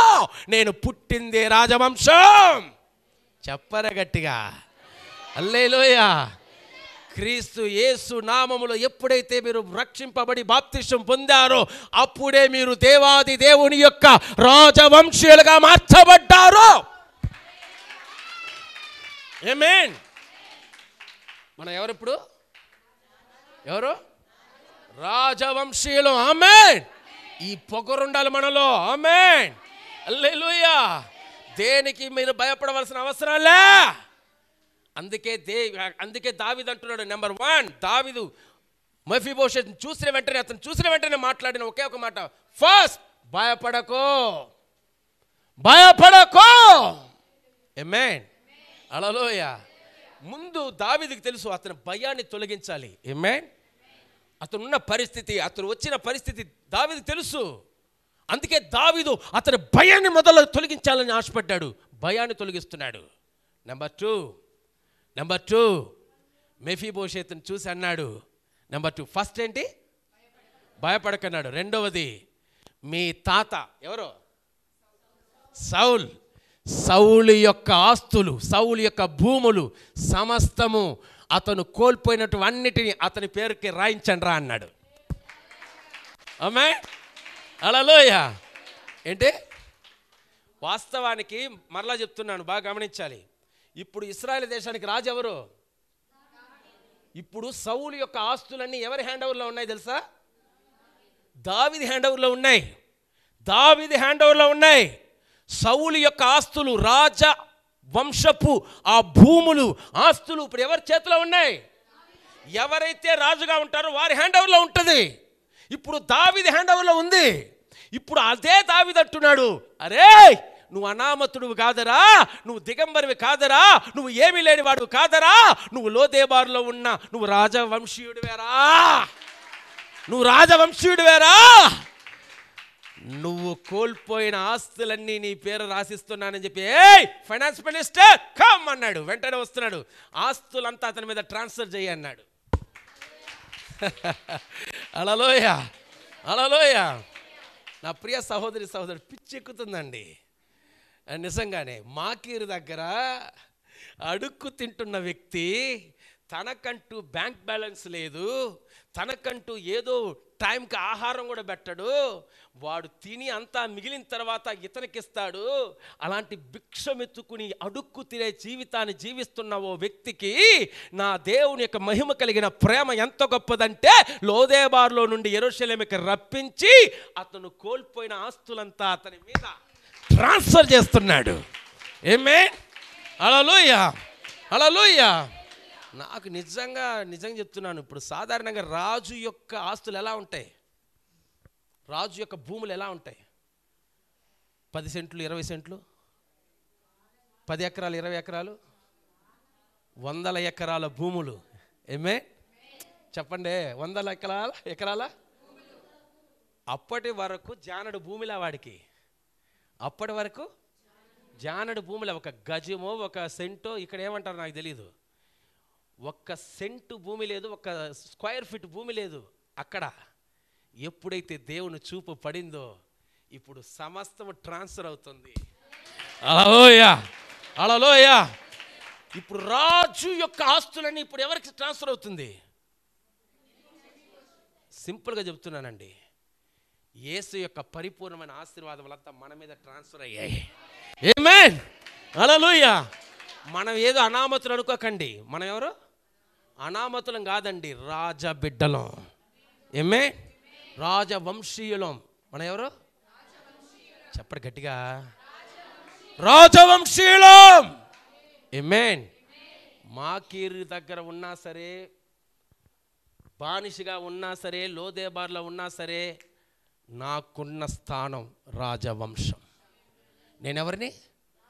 రాజవంశం. చెప్పండి, అందరూ చెప్పండి, నేను రాజవంశీయుణ్ణి, రాజవంశీయుణ్ణి, రాజు యొక్క బిడ్డనే. ఆమేన్, హల్లెలూయా. అంటే నాకు ఆశ్చర్యం అనిపించింది, ఇప్పుడు 1000 ఎకరాల భూములంతా ఎవరి మీద ట్రాన్స్ఫర్ అవుతుంది? మెఫీబోషెత్. దీంతో వదల్లా. ఏయ్ శిబా బ్లరా అన్నాడు. ఎంతమంది పిల్లలు రా అన్నాడు? 20 మంది. పనోళ్ళు ఎంతమంది అన్నాడు? ఎంతమంది పిల్లలు? 15 మంది. పనోళ్ళు ఎంతమంది? 20 మంది. మొత్తం ఎంతమంది? లెక్కలు ఎంత వీక్గా ఉన్నారేంటి? పిల్లలు ఎంతమంది? పనోళ్ళు ఎంతమంది? 40 మెంబర్సా? 15 పిల్లలు, పని వాళ్ళు అయ్యా. నా పిల్లలు 15 మంది అయ్యా, పనోళ్ళు 20 మంది అయ్యా, మొత్తం ఎంత? 35 మంది. మీరంతా ఏం చేస్తారో తెలుసా? ఈ అవిటివాడైన మెఫీబోషెత్ పొలాలంతా దున్నండి, పంటలు పండించండి, అన్నీ చేసి అన్నిటిని తీసుకొని వచ్చి వీడి పాదాల దగ్గర పెట్టండి అన్నాడు.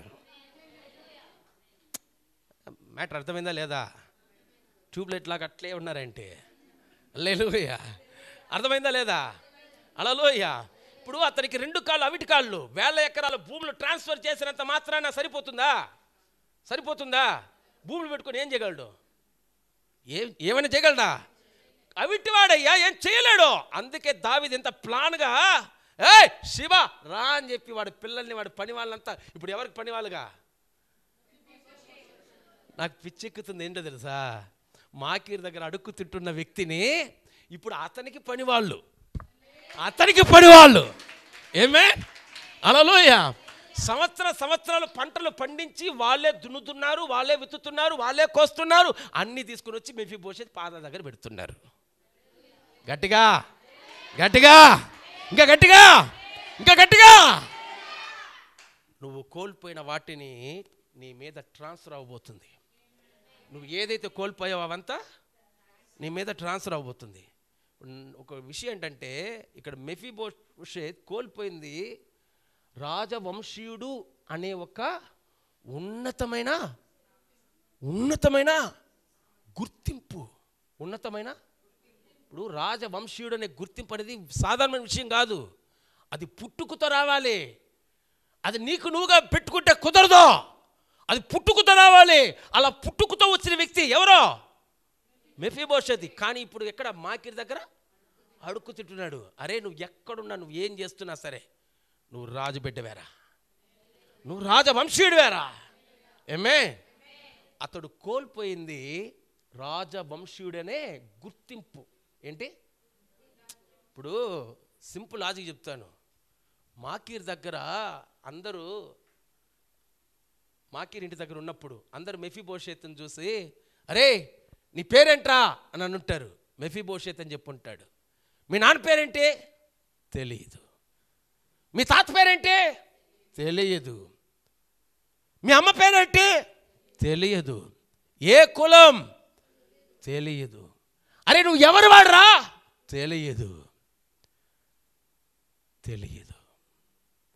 నోరు తెరిచి అతను ఏది చెప్పలేని పరిస్థితి. 20 సంవత్సరాలుగా నేను ఎవరు అన్న విషయాన్ని ఎవరికి చెప్పలేని పరిస్థితి. ఎవరికి చెప్పినా చంపేస్తారన్న భయంతో ఉన్నాడు. ఈరోజు యేసయ్య నామములో చెప్తున్నా, ఎన్నో సంవత్సరాలుగా నువ్వు ఎవరు అనేది నీకు తెలియకుండా పోయింది. నువ్వు ఎవరు అనేది నీకు తెలియకుండా పోయింది. నువ్వు ఎవరు అనేది నువ్వు తెలుసుకో. నువ్వు ఎవరో నువ్వు తెలుసుకున్నావంటే ఆశీర్వాదాన్ని నువ్వు వెతికి వెళ్ళవలసిన అవసరంలా, ఆశీర్వాదం నిన్ను వెతికి వస్తుంది. ఆమేన్. హల్లెలూయా. క్రైస్తవుల్లో ఉండవలసిన పొగరేంటో తెలుసా? ఒక క్రైస్తవుల్లో ఉండవలసిన పొగరు, నేను ఏ కులమో తెలుసా, నేను ఏ మతమో తెలుసా, నేను ఎవరో తెలుసా, ఇలాంటి శరీరపరమైన గర్వం కాదు. ఆత్మీయ పొగరు ఉండాలి. ఆత్మీయ ఏంటి? నేను రాజైన యేసయ్య బిడ్డనే, ఆమేన్, రాజవంశీయుణ్ణి. ఈ పొగరు ఉండాలి. హల్లెలూయా. అయ్యా ఏమి లేదన్నయ్యా, అయ్యా రోజు గడవడమే కష్టం అయ్యా, ప్లీజ్ అయ్యా రూపాయి ధర్మం ఉంటాయండి అయ్యా. ఎచ్చి భిక్షగాళ్ళు అడుక్కుంటున్నావు. చి, యు ఆర్ నాట్ బెగ్గర్. నువ్వు అడుక్కు తినే భిక్షగాడు కాదురా, నువ్వు రారాజు అయిన యేసయ్య బిడ్డవే. బిడ్డ అడుక్కోడు, ధైర్యంగా అడుగుతాడు. ఎలా? పాస్టర్ గారు, చెన్నారెడ్డి పాస్టర్ గారికి 2 పిల్లలు ఉన్నారా లేదా? డాడీ ఇది తీస్తారా తీసివరా? ఇట్లా అడుగుతారా? డాడీ ఇలా అడుగుతారా? చెప్పండి, ఎలా అడుగుతారు? మమ్మీ ఫీజు కట్టాలి అడిగే దాంట్లో ఎలా ఉండాలి? పొగరు ఉండాలి. ఆమేన్. మా నాన్న ఏంటి? ఇప్పుడు మీరు అనుకోవచ్చు పాస్టర్ గారు మీకు పాస్టర్, వాళ్ళ అబ్బాయికి నాన్న. ఆమేన్. మీకు పాస్టర్, కానీ వాళ్ళ అబ్బాయికి మా డాడీ. ఆమేన్. మీరు పాస్టర్ గారి దగ్గర భయంతో అయ్యా పాస్టర్ గారండి మీరు అట్లా ఉండొచ్చు. వాళ్ళ అబ్బాయి డాడీ. హల్లెలూయా. ఏంటి డిఫరెంట్? ఏంటి? వాట్ డిఫరెంట్ ఏంటి? ఆయన నా తండ్రి. ఆమేన్, ఆమేన్, హల్లెలూయా.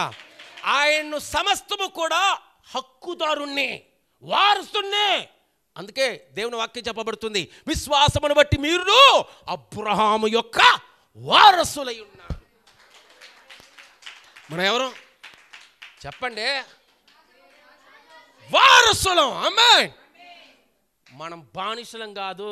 చెప్పండి, మనం బానిసలం కాదు, వారసులం. ఆమేన్, హల్లెలూయా. బానిసలు అడుక్కుంటారు, వారసుడు అధికారంతో. ఆమేన్, ఆమేన్. రైల్వే స్టేషన్లో లేదంటే బస్ స్టాండ్లో అయ్యా రూపాయి అయ్యా 3 రోజులైందయ్యా తినే, ఆడు బెగ్గర్. ఆడు చెప్పండి, బెగ్గర్. అవునా కాదా? ఇంట్లో ఎట్లా ఉంటుంది? అలా అడుగుతారా? ఏయ్ టైం అవుతుందిరా, త్వరగా తినరా నాన్నే అంటాడు. ఆమె డిఫరెంట్ అర్థమవుతుందా? అక్కడ ఇక్కడికి ఎంత డిఫరెంట్ వస్తుందో. ఆమె హల్లెలూయా. అన్నం పెడతావా లేదా? కొంతమంది పిల్లలు అల్లం అరుస్తారు అట్లా. ఏంటి ఏంటి విషయం అంటే ఏంటి? మా నాన్న మా అమ్మ అధికారం. ఇప్పుడు మెఫీబోషెత్ ఏది కోల్పోయాడు తెలుసా? తన గుర్తింపును కోల్పోయాడు, తన యొక్క ఐడెంటిటీ కోల్పోయాడు. రాజవంశీయుడనే ఐడెంటిటీని కోల్పోయాడు, రాజవంశీయుడనే విషయాన్నే కోల్పోయాడు. ఇప్పుడు దావీదు చెప్తున్నాడు, నెంబర్ 1 భయపడుకున్నాడు, నెంబర్ 2 నువ్వు కోల్పోయినటువన్నీ నీ పేర్లో ట్రాన్స్ఫర్ అవుతుందిరా, తీసుకురా. ఆమేన్ హల్లెలూయా. ఒక మనిషికి చాలా ప్రాముఖ్యమైనది తెలుసా? తన యొక్క గుర్తింపు, తనకున్న గుర్తింపు. కొంతమంది పాపం పెద్దవాళ్ళు పిల్లల్ని లండన్లో అమెరికాలో అక్కడ ఇక్కడ చదివిస్తారు, డాక్టర్లని అదని ఇదని చెప్పి. సరే పిల్లలు అక్కడ చదివారు, 4 సంవత్సరాలు 5 సంవత్సరాలు చదివేశారు. ఏదో వచ్చేటప్పుడు ఎక్కడో ఆటోలోనో కారులోనో సర్టిఫికేట్స్ మిస్ అయిపోయాయి. ఇండియాకి వచ్చిన తర్వాత నేను లండన్లో నేను ఎంబీబీఎస్ చేశాను, ఎండీ చేశాను, పిహెచ్డీ చేశాను అంటే ఒప్పుకుంటుందా? నువ్వు చదివావనడానికి గుర్తింపు ఏంటి? సర్టిఫికేట్. ఆమేన్. ఆ సర్టిఫికేట్ ఎక్కడ నువ్వు చదివావా లేదా నాకు అనవసరం, సర్టిఫికేట్ ఉందా లేదా? అయ్యా మనం ఎవరు అన్నదానికి మనకు గుర్తింపు ఉందయ్యా. ఆ గుర్తింపును చాలామంది కోల్పోతున్నారు. ఆ గుర్తింపును కోల్పోయే ఈరోజు చాలామంది వేరే వేరే విధానంగా వెళ్ళిపోతున్నారు. నో, మనం అలా వెళ్ళకూడదు. మనం ధైర్యంగా యేసయ్య వారసులం. ఎవరు? విశ్వాసమును బట్టి అబ్రహాము యొక్క వారసులం. ఆమేన్ హల్లెలూయా. ఈ పొగరు మనలో ఉండాలి. ఆమేన్ హల్లెలూయా. మీ లైఫ్లో ఇలాంటి ఆలోచన ధోరణి ఎప్పుడైతే ఎదురవుతుందో, మా నాన్న, నేను ఆయన యొక్క బిడ్డని, నేను ఆయన యొక్క కుమార్తెను, ఆయన యొక్క కుమారుణ్ణి, ఈ ఫీల్ ఎప్పుడైతే నీకు కనెక్టివిటీ అయిపోతుందో ఆటోమేటిక్గా ఆశీర్వాదాలు నువ్వు వెతకని అవసరం లే, ఆశీర్వాదాలు నిన్ను వెతికొస్తాయి. ఆమేన్ హల్లెలూయా హల్లెలూయా. నా ప్రియ సహోదరి సహోదరుడు, నాకు ఆశ్చర్యం అనిపించిన కార్యం ఏంటి తెలుసా? పొలాలు సమస్తము కూడా ఇప్పుడు సమస్తం ఎవరి పేరు రిజిస్టర్ అవుతుంది? రిజిస్టర్ అవుతుంది. అతను వాళ్ళకి పొలాలు అన్ని పని చేయడానికి అన్నిటికి కావలసిన పని వాళ్ళని కూడా సెలెక్ట్ చేసి పెట్టేశాడు. దీంతో వదల్లా. 3వది ఒకటి చెప్పాడు చూడండి, నిజంగా చెప్తున్నానండి, 100% నేను పిచ్చోడైపోయా, నిజం చెప్తున్నానండి. నెంబర్ 1 ఏంటి? నెంబర్ 2 ఏంటి? అదే కోల్పోయిన వాటిని, అతని ఆస్తులు సమస్తం ఇప్పుడు నువ్వు అనామతుడు కాదరా, ఇకపైన నేను తండ్రి పేరు చెప్పుకోలేని అనామతుడు కాదు, నాకు తండ్రి ఉన్నాడు, ఆయన పేరు యోనాతాను, మాకు తాతున్నాడు, ఆయన పేరు సౌలు. ఇప్పటి వరకు చెప్పుకోలేని కార్యాన్ని ఇప్పుడు ధైర్యంగా చెబుతున్నాను. ఆమేన్. ఇది నా అర్హత, నాకు దేవుడిచ్చిన ఐడెంటిఫై. ఆమేన్. అదే విధంగా మనం ఉండాలి. ఆమేన్ హల్లెలూయా. సరే ఓకే, ఇప్పుడు 3వది ఉందే, దావీదు అన్నాడు, భయపడకు, కోల్పోయిన అన్నిటిని ఇచ్చేసి ఇకపై సదాకాలము నీవు నా రాజభవనంలో నాతో కూడా భోజనము చేయదు. హల్లెలూయా హల్లెలూయా. సదాకాలము నీవు నా బల్ల మీద నాతో కూడా భోజనము చూడాలి. ఇక్కడ చూడాలి, రాజభవనం. ఇదేంటిది? రాజభవనం. రాజభవనంలో రాజుకున్న ప్రత్యేకతలు, రాజుకున్న ఆహారం అంతా ఎలా ఉంటుంది? చెప్పరు గట్టిగా, ఎంత స్పెషల్గా ఉంటుంది? మీకు అర్థం అవడానికి చెప్తాను. మొన్న ఈ మధ్య ఒక 2-3 సంవత్సరాల క్రితం అనుకుంటాను, నరేంద్ర మోడీ గారు తెలంగాణకు వచ్చారు. జస్ట్ ఒక హాఫ్ డే ఏదో కార్యక్రమం కోసం వచ్చాడు. ఆయన కోసం 3.5 కోట్లు ఖర్చు పెట్టి భోజనాలు అరేంజ్మెంట్ చేశారు. ఓకే, అర్థమవుతుందా? నన్ను చూడండి అమ్మా, ఎంత ఎంత ఆయనకు పళ్ళు ఉన్నాయా లేదా నాకు తెలియదు. ఆయన కనీసం ఒక చపాతీ ముక్కని ఎలా తింటాడో మనకు తెలియదు. ఆయన ఏం తింటాడో మనకు తెలియదు. ఊరికే జస్ట్ జస్ట్ చెప్తున్నాను. అలాంటి ఒక వ్యక్తికి ఎన్ని కోట్లు? ఒక పూట భోజనం ఎంత? రాజభవనం అంటే, రాజ విందంటే అలానే ఉంటుంది. హల్లెలూయ. రాజభవనం, రాజబల్ల అంటే చెప్పండి అలా ఉంటుంది. ఇప్పుడు రాజభవనం, రాజబల్ల మనలాంటి చిన్న చిన్న డైనింగ్ టేబుల్ అంతా ఉండవండి. నేను ఊహిస్తున్నాను, అంటే నా ఊహకు ఈ చర్చ్ కన్నా పెద్ద డైనింగ్ టేబుల్, చర్చ్ కన్నా పెద్ద డైనింగ్ టేబుల్ ఉంటుంది. ఆ డైనింగ్ టేబుల్ అంతా కూడా ఫిష్ అంటే ఫిష్, కర్రీ అంటే కర్రీ, అది కావాలా అది, ఇది కావాలా ఇది, ఏ నుండి జెడ్ వరకు ఏది నేను కావాలా అన్నీ అలా ఆవిరి వస్తుంటుంది. పొగలు అట్లా ఆవిరి వస్తుంటుంది, అలా ఉంటుంది. అంటారే వాసనే చాలయ్యా, తిననవసరం లేదు, ఆకలి తీరిపోతుంది. అంత పెద్ద డైనింగ్ టేబుల్, అక్కడికి ఏం కావాలో, ఏది కావాలో అన్నీ ఉంటాయి, ఏది కావాలో అన్నీ ఉంటాయి. ఇప్పుడు పాపం అవిటివాడ ఆ రాజబల్ల దగ్గర కూర్చోబెట్టారా, అది కూడా విచిత్రం ఏంటో తెలుసా, టైమింగ్ మిస్ కాదు. ఏంటి ఇప్పుడు అప్పుడైతే మాకీరి దగ్గర అయ్యా ఆకలేస్తుందయ్యా అని అన్నాడు. ఏయ్ అంటే భిక్షగాడి ఫట్ అంతలో అప్పుడు ఆకలేస్తుంది. టైం ఇంకా 2 కూడా కాలేదు, ఆకలేస్తాడు. నేనంతా తిని మిగిలిపోయి ఏదైనా మొక్కలుంటే బెస్తా, లేదంటే లే. చివరికి గంజో గింజో ఏదో తాగేసి పాపం పడున్నాడు 20 సంవత్సరాలుగా. అవునా? ఇప్పుడు టైం అంటే టైం. రాజుకంతా ఎలాంటి టైం అంటే, ఇప్పుడు మీరు గమనించాలంటే మన ప్రైమ్ మినిస్టర్ కూడా సరే, టైం అంటే టైం, వాళ్ళకి టైం టేబుల్ ఉంటుంది. ఈ టైంకంతా లంచ్ టైం అని ఉంటుంది. ఆ టైం ఎన్ని ప్రోగ్రామ్స్లో అన్నీ క్యాన్సిల్ చేసేస్తారు. వాళ్ళకి ముందు లంచ్ చేసేసేయాలి అంతే, వాళ్ళ టైం అంతే, ఎటువంటి మార్పులు ఉండవు. అలా ఇప్పుడు రాజు యొక్క బల్ల మీద ఎలా ఉంటుంది, టైం అంటే టైం. నేను అనుకుంటున్నాను 12 అంటే 12. ఏమే హల్లెలూయా. కడుపులో ఆకలి అనే ఒక్క మాట రాకూడదు, ఆకలి అనేది రాకూడదు, అంతే. వెంటనే డైనింగ్ హాల్ రాజబల్ల దగ్గర కూర్చోబెట్టేస్తారు. ఇవంతా చూస్తూ ఉంటే ఎలా ఉందో తెలుసా, నోరు ఊరుతుంది, నోరు ఊరుతుంది, నోరు ఊరుతుంది. ఆ భవనాన్ని చూస్తున్నాడు, రాజభవనాన్ని చూస్తున్నాడు, ఆ రాజు డైనింగ్ టేబుల్ చూస్తున్నాడు, వాటి ఆహారాలు చూస్తున్నాడు, ఇన్ని చూస్తున్నాడు. మీరు అనుకుంటున్నారు నోరు ఊరుతుంది బ్రదర్ అని. మనకు నోరు ఊరుతుంది, కానీ మెఫీబోషెత్ కళ్ళల్లో కన్నీళ్ళు వచ్చాయి. మెఫీబోషెత్ యొక్క కళ్ళల్లో కన్నీళ్ళు వచ్చాయి. ఇన్ని చూశాడు, రాజభవనాన్ని చూశాడు, రాజబల్లను చూశాడు, రాజ విందును చూశాడు. ఇవన్నీ చూసి చివరి అతని కాలును చూశాడు, అతని యొక్క కాలును చూశాడు. ఈ అవిటి వాడక ఇంత గొప్ప ధన్యత. హల్లెలూయా, హల్లెలూయా. మా నాన్న ఉన్నాడే, మా నాన్న ఎవరో మహానుభావుడు. ఏంటి మహానుభావుడు. చిన్నప్పటి నుంచి నన్ను పెంచాడు, వాక్యంలో పెంచాడు. దేవుడు దేవుడు దేవుడు దేవుడు అని పెంచాడు. 20 సంవత్సరాలు లోదేబార్లో నేను వేదనతో ఉన్నప్పుడు, కన్నీళ్ళతో ఉన్నప్పుడు, ఏం దేవుడు ఏంటో అని చెప్పి ఏడ్చాను. ఏం దేవుడు రా దేవుడు, ఏం దేవుడు ఈ దేవుడు, ఆ దేవుడు నాకేం చేశాడని చెప్పి 20 సంవత్సరాలు నేను పడ్డ బాధల నిమిత్తం, నేను పడ్డ అవమానాల నిమిత్తం దేవుని ఎన్నోసార్లు నిందించాను, ఎన్నోసార్లు అవమానపరిచాను, ఎన్నోసార్లు ఆయన హృదయాన్ని గాయపరిచాను. కానీ మా నాన్నన్నాడే, ఆయన చెప్పిన దేవుడు ఎంత గొప్ప దేవుడు అంటే, నా లైఫ్లో ఊహించని రీతిగా ఇంత గొప్ప స్థానాన్ని ఇచ్చాడే. హల్లెలూయా, హల్లెలూయా.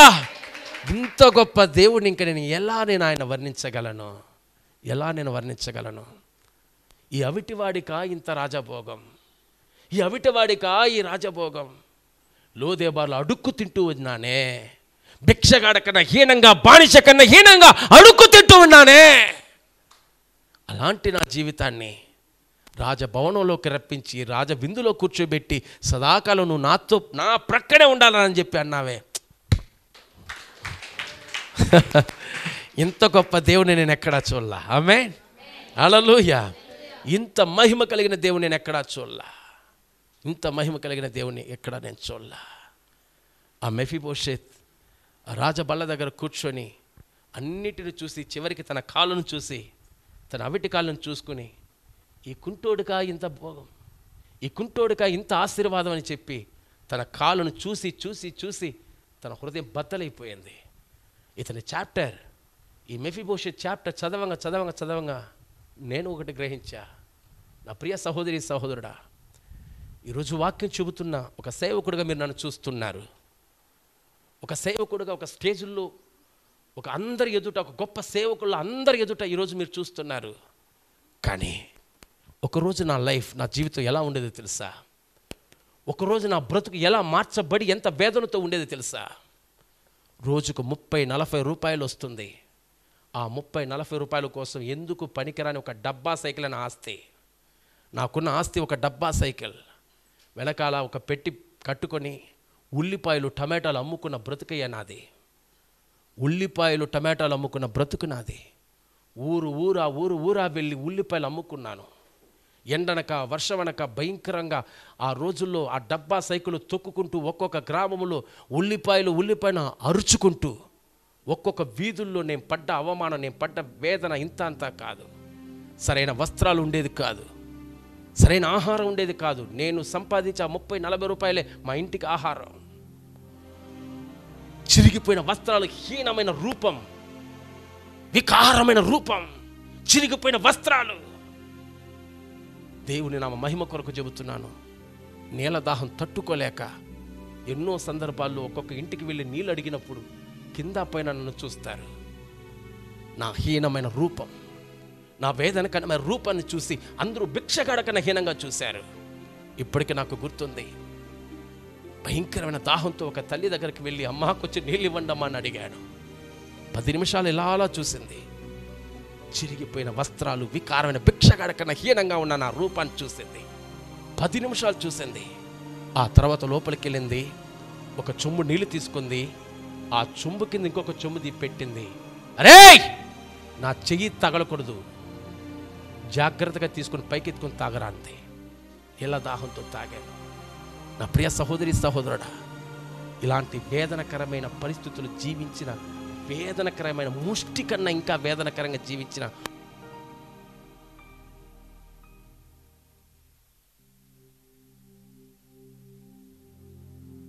ప్రపంచానికి మహిమగా ఆశీర్వాదకరంగా దేవుడు మార్చాడు. హల్లెలూయా, హల్లెలూయా. ఆ రోజు ఒక్కొక్క ఊర ఉల్లిపాయలు అమ్ముకుంటూ, ఇనుము ప్లాస్టిక్ ఉల్లిపాయలు అని చెప్పి అరుచుకుంటూ ఒక్కొక్క గ్రామానికి వెళ్ళి అరుచుకుంటూ ఉల్లిపాయలు అమ్ముకున్న వ్యక్తిని ఈరోజు ఒక్కొక్క గ్రామాల్లో, ఒక్కొక్క పట్టణాల్లో యేసే నిజమైన దేవుడు అని చెప్పి ప్రకటించే సేవకుడుగా మార్చాడు. హల్లెలూయా. ఆ రోజు నాకున్న ఒకే ఒక ఆస్తి, అక్కడ డబ్బా సైకిల్లో ఊరు తిరిగా. ఈరోజు ఫ్లైట్లో తిప్పుతున్నాడు, ఏసీలోనే తిప్పుతున్నాడు, ఎండ కూడా తగలకుండా తిప్పుతున్నాడు. హల్లెలూయా. ఎక్కడికి వెళ్ళినా నువ్వు హ్యాపీగా ఉండాలిరా. ఆమేన్. హల్లెలూయా. నువ్వు నా బిడ్డవరా, యు ఆర్ నాట్ బెకర్, నువ్వు నా బిడ్డవి, నా బిడ్డలాను ఉండాలని చెప్పి ఈరోజు మహిమగా ఆశీర్వాదకరంగా మార్చాడు. ఆమేన్. హల్లెలూయా. నా చెయ్యి కూడా తగలకూడదు, జాగ్రత్త అని చెప్పి చెంబు కింద చెంబు తీసుకొని వచ్చారు నీళ్ళ కోసం. దేవునికి మహిమగా చెబుతున్నాను, ఉన్నతమైన కోట్లు ఆస్తున్న వాళ్ళు, బ్రదర్ ఒకే ఒక్కరోజు మా ఇంటి దగ్గరకు వచ్చి ప్లీజ్ అడుగు పెట్టి వెళ్ళిపోండి బ్రదర్ అంటున్నారు. హల్లెలూయా, హల్లెలూయా. చెంబు తగలుతుందని, చేయి తగులుతుందని అంత వేదనకరమైన జీవితాన్ని ఒక్కొక్క ఇళ్ళలో దేవునికి మహిమగా చెబుతున్నాను. ఉన్నతమైన డైనింగ్ టేబుల్లో వెండి ప్లేట్లు, వెండి టంబ్లర్లు పెట్టి ఉన్నతంగా ఆశీర్వదించాడు. ఆమేన్. ఉల్లిపాయలు అమ్ముకుని బ్రతికయ్యా ఇది. ఉన్నతమైన అధికారులతో సహా చెయ్యి కట్టుకుని నా ముందర నిలబడుతున్నారు. ఇంత గొప్ప ధన్యత, ఘనత నా దేవుడు యోగ్యత లేని ఈ వ్యక్తికి ఇచ్చాడంటే మీకు ఇవ్వకుండా ఉంటాడా? మీకు ఇవ్వకుండా ఉంటాడా? నా ప్రియ సహోదరి సహోదరుడా, యేసయ్య నామములో చెబుతున్నాను, మెఫీబోషెతు యొక్క జీవితంలో ఒక మలుపు తీసుకొచ్చిన దేవుడు మీ జీవితంలో ఒక మలుపు తీసుకొస్తున్నాడు ఈరోజు. ఆమేన్.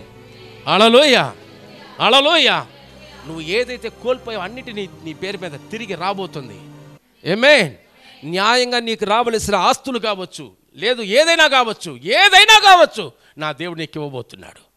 ఆమేన్. నువ్వు కోల్పోయిన నీ యొక్క ఐడెంటిటీని దేవుడు నీకు ఇవ్వబోతున్నాడు. నువ్వు ఇప్పటి వరకు నువ్వు కోల్పోయిన కార్యాలన్నిటినీ నీకు ఇవ్వబోతున్నాడు. అంతేకాదు రాజభవనములు రాజు యొక్క బల్ల దగ్గర సదాకాలం రాజుతో కూడా భుజించే ధన్యత. ఆమేన్. హల్లెలూయా. మహా గొప్ప విందు పరలోకంలో నీకోసం నా కోసం దేవుడు సిద్ధపరిచి ఉన్నాడు. చప్పట్లు కొట్టి ఆమేన్. మన కొరకు ఒక విందు ఆయత్తపరచబడుతుంది. ఆ విందులో సదాకాలం మనతో ఉండి మనతో కూడా ఆమేన్ మన ఆయనతో కూడా కూర్చోబెట్టి ఆయనకు సమముగా మార్చే రోజు వస్తుంది. ఆమేన్. హల్లెలూయా. హల్లెలూయా. ప్రియ సహోదరి సహోదరుడా, ఈరోజు పరిస్థితిని, ఈరోజు సిచ్యువేషన్స్, ఈరోజు జరిగే కార్యాలను చూసి అయ్యో నా పరిస్థితి ఇలా ఉంది, నా పరిస్థితి ఇలా ఉందని ఎడవబాకో. ఎంతకాలం ఇలానే ఉంటుంది అనుకోబాకో. ఆయన చూపు పడిందా లైఫ్ మారిపోతుంది. ఆమేన్. హల్లెలూయా. ఎక్కడో లోదేబార్లో ఉన్న వ్యక్తిని నా దేవుడు రప్పించాడంటే సాధారణమైన విషయం కాదు. ఎక్కడో ఉండవలసిన మిమ్మల్ని ఇక్కడికి తీసుకొచ్చాడంటే సాధారణమైన విషయం కాదు. ఎన్నో పనులు ఉండగా, ఎన్నో కార్యక్రమాలు ఉండగా అన్నిటిని వదులుకొని మీరు ఇక్కడికి వచ్చారంటే ఒక ప్లాన్ ఉంది. ఆమేన్. ఆమేన్. ఒక ప్లాన్ ఉంది. ఆ ప్లాన్ నెరవేర్చబడబోతుంది. ఈరోజు నెరవేర్చే దేవుడు పంపబోతున్నాడు. ఈరోజు ఆశీర్వదించే దేవుడు పంపబోతున్నాడు. ఆమేన్. హల్లెలూయా. ఎప్పుడైతే దావీదు మెఫీబోషెతుని చూసి ఇలా అన్నాడో, మెఫీబోషెత్ అన్నాడు చూడండి ఒక మాట, నిజంగా పిచ్చెక్కుతుంది. అయ్యా నేను చచ్చిన కుక్క లాంటి వాడిని అయ్యా. ఏంటి? నేను చచ్చిన కుక్క లాంటి వాడిని అయ్యా అని ఏడుస్తున్నాడు దావీదు దగ్గర. దావీదు తన ఆశీర్వాదాన్ని అంతా తనకి షేర్ చేస్తున్నాడు, అంత ట్రాన్స్ఫర్ చేశాడు. కానీ ఇతనేమంటున్నాడు? అయ్యా నేను చెప్పలు గట్టిగా చచ్చిన కుక్క లాంటి వాడిని అయ్యా అంటున్నాడు. నువ్వు చచ్చిన కుక్క నాకు తెలుసురా. నువ్వెవరు? చెప్పాలి గట్టిగా. నువ్వు చచ్చిన కుక్కవని నాకు తెలుసురా. నువ్వు చచ్చిన కుక్కవని నాకు తెలుసు. బాగా గమనించాలి. చచ్చిన కుక్కకి బతికిన కుక్కకి తేడా ఉంది. అవునా కాదా? చెప్పరా? అవునా కదా? ఈ మధ్య పేపర్లో చూసా, 3 కోట్లు పెట్టి ఒకరు కుక్కను కొన్నాడు. అరే విచిత్రం ఏంట్రా అని చెప్పి నేను ఓపెన్ చేసి చూసా కుక్కని. మామూలు కుక్కలానే ఉంది, పెద్ద విశేషం ఏం లేదు. కానీ విలువంత చెప్పరా? 3 కోట్లు పెట్టి కొన్నాడు మహానుభావుడు. సరే కొన్నావు 3 కోట్లు పెట్టి, పక్కనే బెడ్లో పడుకోబెట్టుకో, నువ్వు తినే అన్నం తినిపించు, బాగానే ఉంది. కానీ ఒకరోజు చచ్చిపోతుంది అది. అదే ఒకరోజు చచ్చిపోతుంది. అప్పుడు నీ పక్కన పడుకోబెడతావా? చెప్పు, పక్కన పడుకోబెడతావా? అరే 3 కోట్లు పెట్టి కొన్నానని చెప్పి పక్కనే పడుకోబెట్టుకుంటావా ఏంటి? సొంత తల్లిదండ్రులనే పక్కన పడుకోబెట్టేదిలే, కుక్కలు పక్కన పెడతారా? చచ్చిపోయిన కుక్కకి బతుకున్న కుక్కకి తేడా ఉంది. చచ్చిపోయిన కుక్క గబ్బు కొట్టిపోతుంది, చచ్చిపోయిన కుక్క వాసన కొట్టిపోతుంది. అందుకే అక్కడ మెఫీబోషెత్ అంటాడు, అయ్యా నేనెవరు? చచ్చిన కుక్కనయ్యా అన్నాడు దావీదు. ఇక్కడ నన్ను చూడాలి. నువ్వు చచ్చిన కుక్క నాకు తెలుసు. నువ్వు చచ్చిన కుక్కవని నాకు తెలుసు. నువ్వు గబ్బు కొట్టేవాడివని, నువ్వు ఎందుకు పనికిరాని వాడివని, నువ్వు దేనికి పనికిరాని వాసన కొట్టేవాడు నాకు తెలుసు. కానీ ఎందుకు నీకు ఈ అంత గొప్ప ధన్యత ఇస్తున్నాను తెలుసా? యోనాతానును బట్టి. ఆమేన్. హల్లెలూయా. హల్లెలూయా. అందుకే సింపుల్గా చెప్తున్నాను. బైబిల్ ఒక వాక్యం ఉంటుంది, మీరు ఇంట్లో వెళ్ళి చదవండి. ఎఫెసీలు 3:13 అనుకుంటాను. యా, ఇక్కడ నన్ను గమనించాలి. 2:13 3:13 యా గమనించాలి. ఈ వాక్యం ఉంటుంది, మునుపు దూరస్తులైన మీరు క్రీస్తు యేసు యొక్క నామములో ఆయన రక్తము ద్వారా దేవునికి సమీపస్తులుగా మార్చబడ్డారు. మునుపు దూరస్తులైన మునుపు మనం లోదేబారులో ఉన్నాం నిజమే. కానీ ఎవరి ద్వారా? యేసుక్రీస్తు యొక్క రక్తం. యేసుక్రీస్తు యొక్క రక్తం ద్వారా నీవు నేను ఆయన బిడ్డలంగా మార్చబడ్డాం. చప్పట్లు కొట్టి ఆయన వారసులుగా మార్చబడ్డాం. మునుపు మన జీవితం అలానే ఉండేదే నిజమే. కానీ యేసయ్య రక్తం మనల్ని ఎలా చేసింది? ఆయన వారసులుగా మార్చింది, ఆయన బిడ్డలుగా మార్చింది. ఆమేన్. మునుపు దూరస్తులైన మీరు యేసుక్రీస్తు యొక్క రక్తము ద్వారా దేవునికి సమీపస్తులై మార్చబడితే. ఆమేన్. హల్లెలూయా, హల్లెలూయా. మునుపు మనం ఎవరు అన్నది ముఖ్యం కాదు, ఇప్పుడు మనం ఎవరు అన్నది ముఖ్యం. ఆమేన్. మునుపు మనం ఎలాంటి వారు అన్నది ముఖ్యం కాదు, ఇప్పుడు మనం ఎలాంటి వారుగా ఉండాలన్నది ముఖ్యం. ఆమేన్. హల్లెలూయా. మునుపు పరిస్థితులు వేరు, ఇప్పుడు పరిస్థితి వేరు. మెఫీబోషెత్, నీ లైఫ్ ఇంతకుముందు ఎలా ఉందో నాకు అనవసరం, కానీ నా చూపు ఎప్పుడైతే పడిందో, యోనాతాను నిమిత్తం నేను పిలిపించా, యోనాతాను నిమిత్తం నువ్వు కోల్పోయినటువంటి నీకు ఇచ్చేసా, యోనాతాను నిమిత్తం నువ్వు నా దగ్గరే రాజభవనంలో రాజబల్లలో ఉండేలా చేశా. ఇదంతటి కారణం ఎవరో? యోనాతాను బట్టి. ఈరోజు యేసయ్య నామములో చెప్తున్నా, క్రీస్తు యేసు రక్తమును బట్టి, ఏంటి? రక్తమును బట్టి దేవునికి మనం సమీపస్తులుగా మార్చబడ్డాం. మునుపు అన్యులుగా ఉన్నాం. మనం ఎవరు? అన్యులం. కానీ యేసు రక్తం ద్వారా ఇప్పుడు దేవుని యొక్క బిడ్డలంగా మార్చబడ్డాం. ఇక పైన మనం బానిసలం కాదు. ఆమేన్. మనం దేవుని యొక్క బిడ్డలం. అందరూ పైకి లేచి నిలబడదామా? అందరూ పైకి లేచి నిలబడదామా? దేవుని యొక్క శక్తి ఈరోజు దిగి రాబోతుంది. ఈరోజు ఆ మహా గొప్ప దేవుడు మిమ్మల్ని తాకబోతున్నాడు. Hallelujah. Thank you holy spirit. నా ప్రియ సహోదరి సహోదరుడా, మీ జీవితం ఇప్పుడు ఎలా ఉందో నాకు తెలియదు. ఇప్పటి వరకు నువ్వు ఎలా జీవించావు, ఎలాంటి పరిస్థితుల్లో నువ్వు ఉన్నావు, ఎలాంటి పరిస్థితుల్లో నీ జీవితం ఉండేది, ఇదంతా నాకు అనవసరం. కానీ ఈరోజు నీ జీవితంలో ఒకటి మాత్రం గుర్తుపెట్టుకో, మెఫీబోషెతును చూసిన దేవుడు నిన్ను చూస్తున్నాడు. ఆమేన్, ఆమేన్ చెప్పాలి. ఆమేన్, ఆమేన్. మెఫీబోషెతును చూసిన దేవుడు నిన్ను చూస్తున్నాడు. భయపడకు మెఫీబోషెత్, భయపడకు. 20 సంవత్సరాలుగా నువ్వు ఎంత వేదన పడ్డావో, ఎంత కన్నీరు విడిచావో, ఎన్ని వేదనలు అనుభవించావో, ఎన్ని అవమానపరచబడ్డావో, నీ గుర్తింపు కూడా తెలియని పరిస్థితుల్లో, నీ తండ్రి ఎవరో తెలియక, నీ తల్లి ఎవరో తెలియక, నీ తండ్రి యొక్క పేరు కూడా చెప్పలేని పరిస్థితుల్లో ఒక అనామతుడుగా జీవించిన నీ జీవితాన్ని నా దేవుడు ఈరోజు నీతో మాట్లాడుతున్నాడు. అలాంటి వేదనకరమైన పరిస్థితుల్లో ఉన్న నీ జీవితాన్ని ఈరోజు నా దేవుడు బయటికి రప్పిస్తున్నాడు. ఆమేన్, హల్లెలూయా. నీకంటూ ఒక పేరుంది. ఆమేన్. నువ్వు రాజవంశీయుడివి. ఆమేన్. నువ్వు ఒక అనాథవు కాదు, నువ్వు ఒక అనామతుడివి కాదు. రాజైన యేసయ్య బిడ్డవే, యేసయ్య బిడ్డవే. విశ్వాసమును బట్టి నేను అబ్రహాము యొక్క వారసురాలుని, అబ్రహాము యొక్క వారసుని.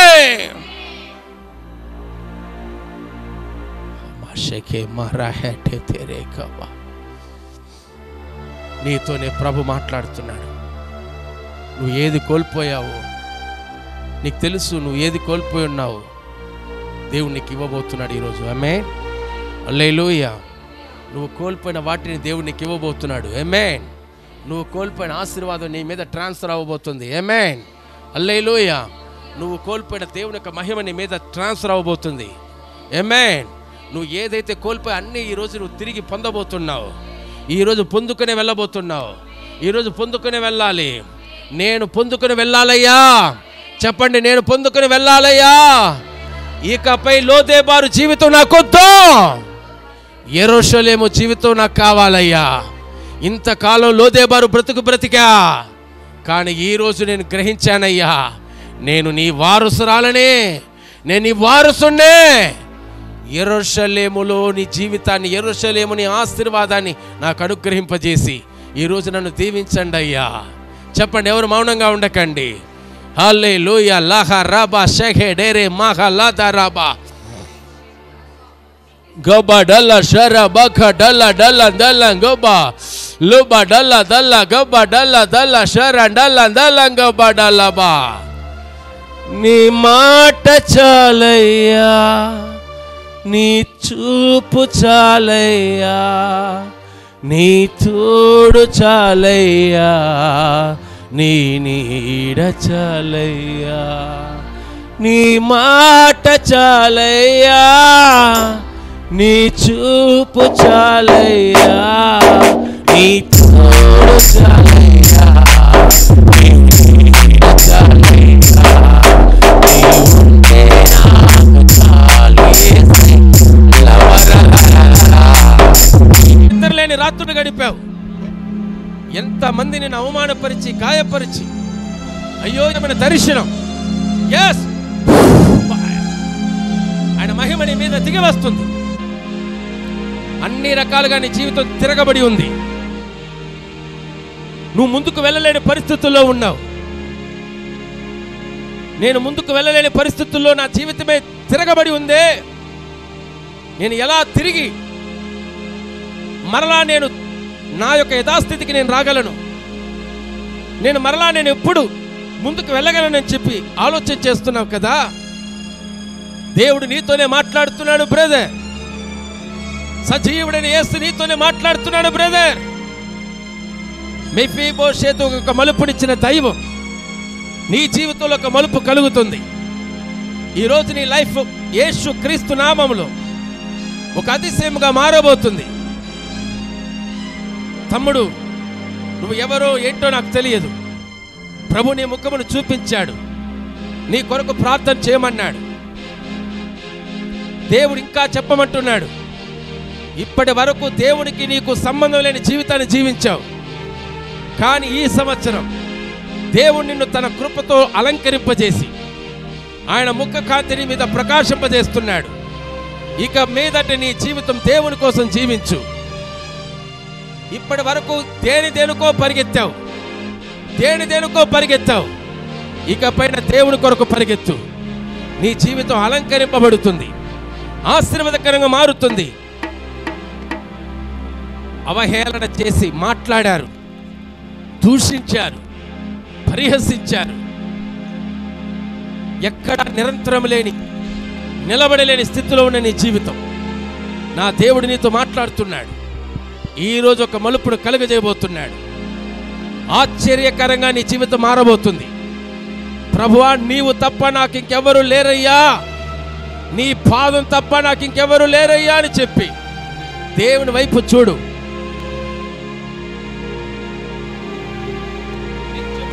జీవితాన్ని అలంకరింపజేయబోతున్నాడు నా దేవుడు. అతిశయంగా మార్చబోతున్నాడు నా దేవుడు. అద్భుతంగా మార్చబోతున్నాడు నా దేవుడు. నేను చూస్తున్నాను. వంకరిగా ఉన్న నీ బ్రతుకు దేవుడు సరిచేయబోతున్నాడు. అప్ అండ్ డౌన్స్ అన్ని రకాలుగా అప్ అండ్ డౌన్స్ గా ఉన్న నీ జీవితం మారబోతుంది. సరి చేయబడుతుంది. ఈ సంవత్సరం వంకరిగా ఉన్న నీ బ్రతుకు మార్చబడుతుంది, మహిమగా మార్చబడుతుంది. యేసు నామములో దేవుని యొక్క సొత్తుగాను ఉండబోతున్నావు, దేవుని యొక్క ఆస్తిగాను ఉండబోతున్నావు, దేవుడికి ఘనమైన పేరుగాను ఉండబోతున్నావు, ఆయనకి ఇష్టమైన పేరుగాను ఉండబోతున్నావు, ఆయనకు మహిమగా ఉండబోతున్నావు. ఆయన మహిమగా నువ్వు మార్చబడబోతున్నావు. షాహల్ బోరో ధర మహాలాహ ధర.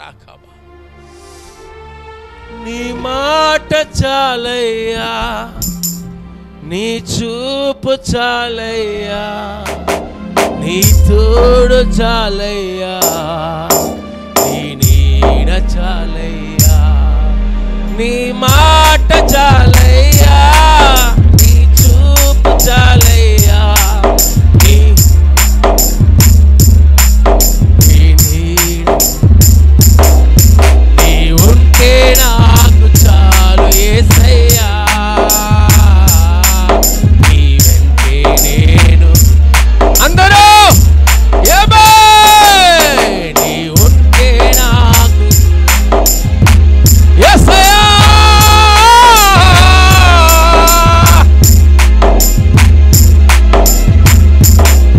నీ మాట చాలయ్యా, నీ చూపు చాలయ్యా, నీ తోడు చాలయ్యా, నీ నీడ చాలయ్యా. నీ మాట చాలయ్యా, నీ తోడు చాలయ్యా. లక్కు మనసే కేటరే రకటలు బడలలమా రకదరే మాలమా. శక్తి, receive the power. Fire. Bless in the name of Jesus. I bless.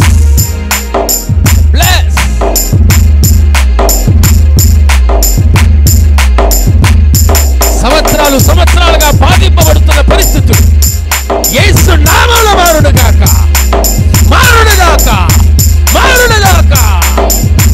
నీ దుఃఖ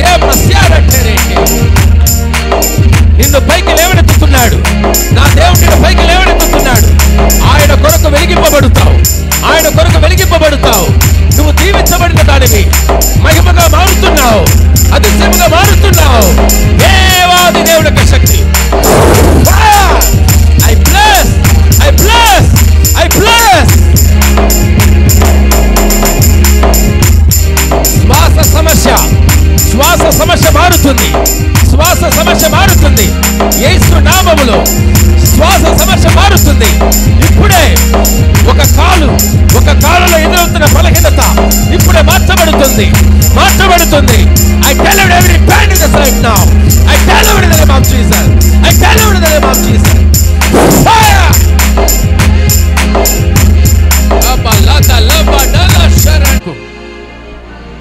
యెరూషలేముగా మార్చే దేవుడవు, ఎండిన నేలను నీటి ఊటలుగా మార్చే దేవుడవు.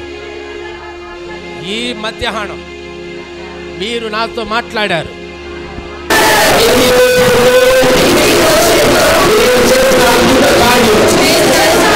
నా జీవితంలో కూడా యేసయ్య నామములో చేయండి తండ్రి, యేసయ్య నామములో చేయండి తండ్రి. ఈ రోజుతో లోదేవారు బ్రతుకు మారునుగాక, యెరూషలేము బ్రతుకులోకి నన్ను నడిపించుదురుగాక. ఈ నామాన్ని మాత్రం మహిమపరచండి అయ్యా, యేసు నామములో తండ్రి. ఆమేన్, ఆమేన్. అందరూ కలుగుతారు. ఆమేన్, హల్లెలూయా. దేవాది దేవుడిచ్చిన గొప్ప అవకాశాన్ని బట్టి దేవునికి మహిమ చెల్లిస్తున్నాను. ఆమేన్. దేవుని యొక్క సువార్తను ప్రకటించే గొప్ప ధన్యతను, గొప్ప భాగ్యాన్ని దేవుడిచ్చినందుకే దేవుని స్తోత్రం. ఆమేన్, హల్లెలూయా.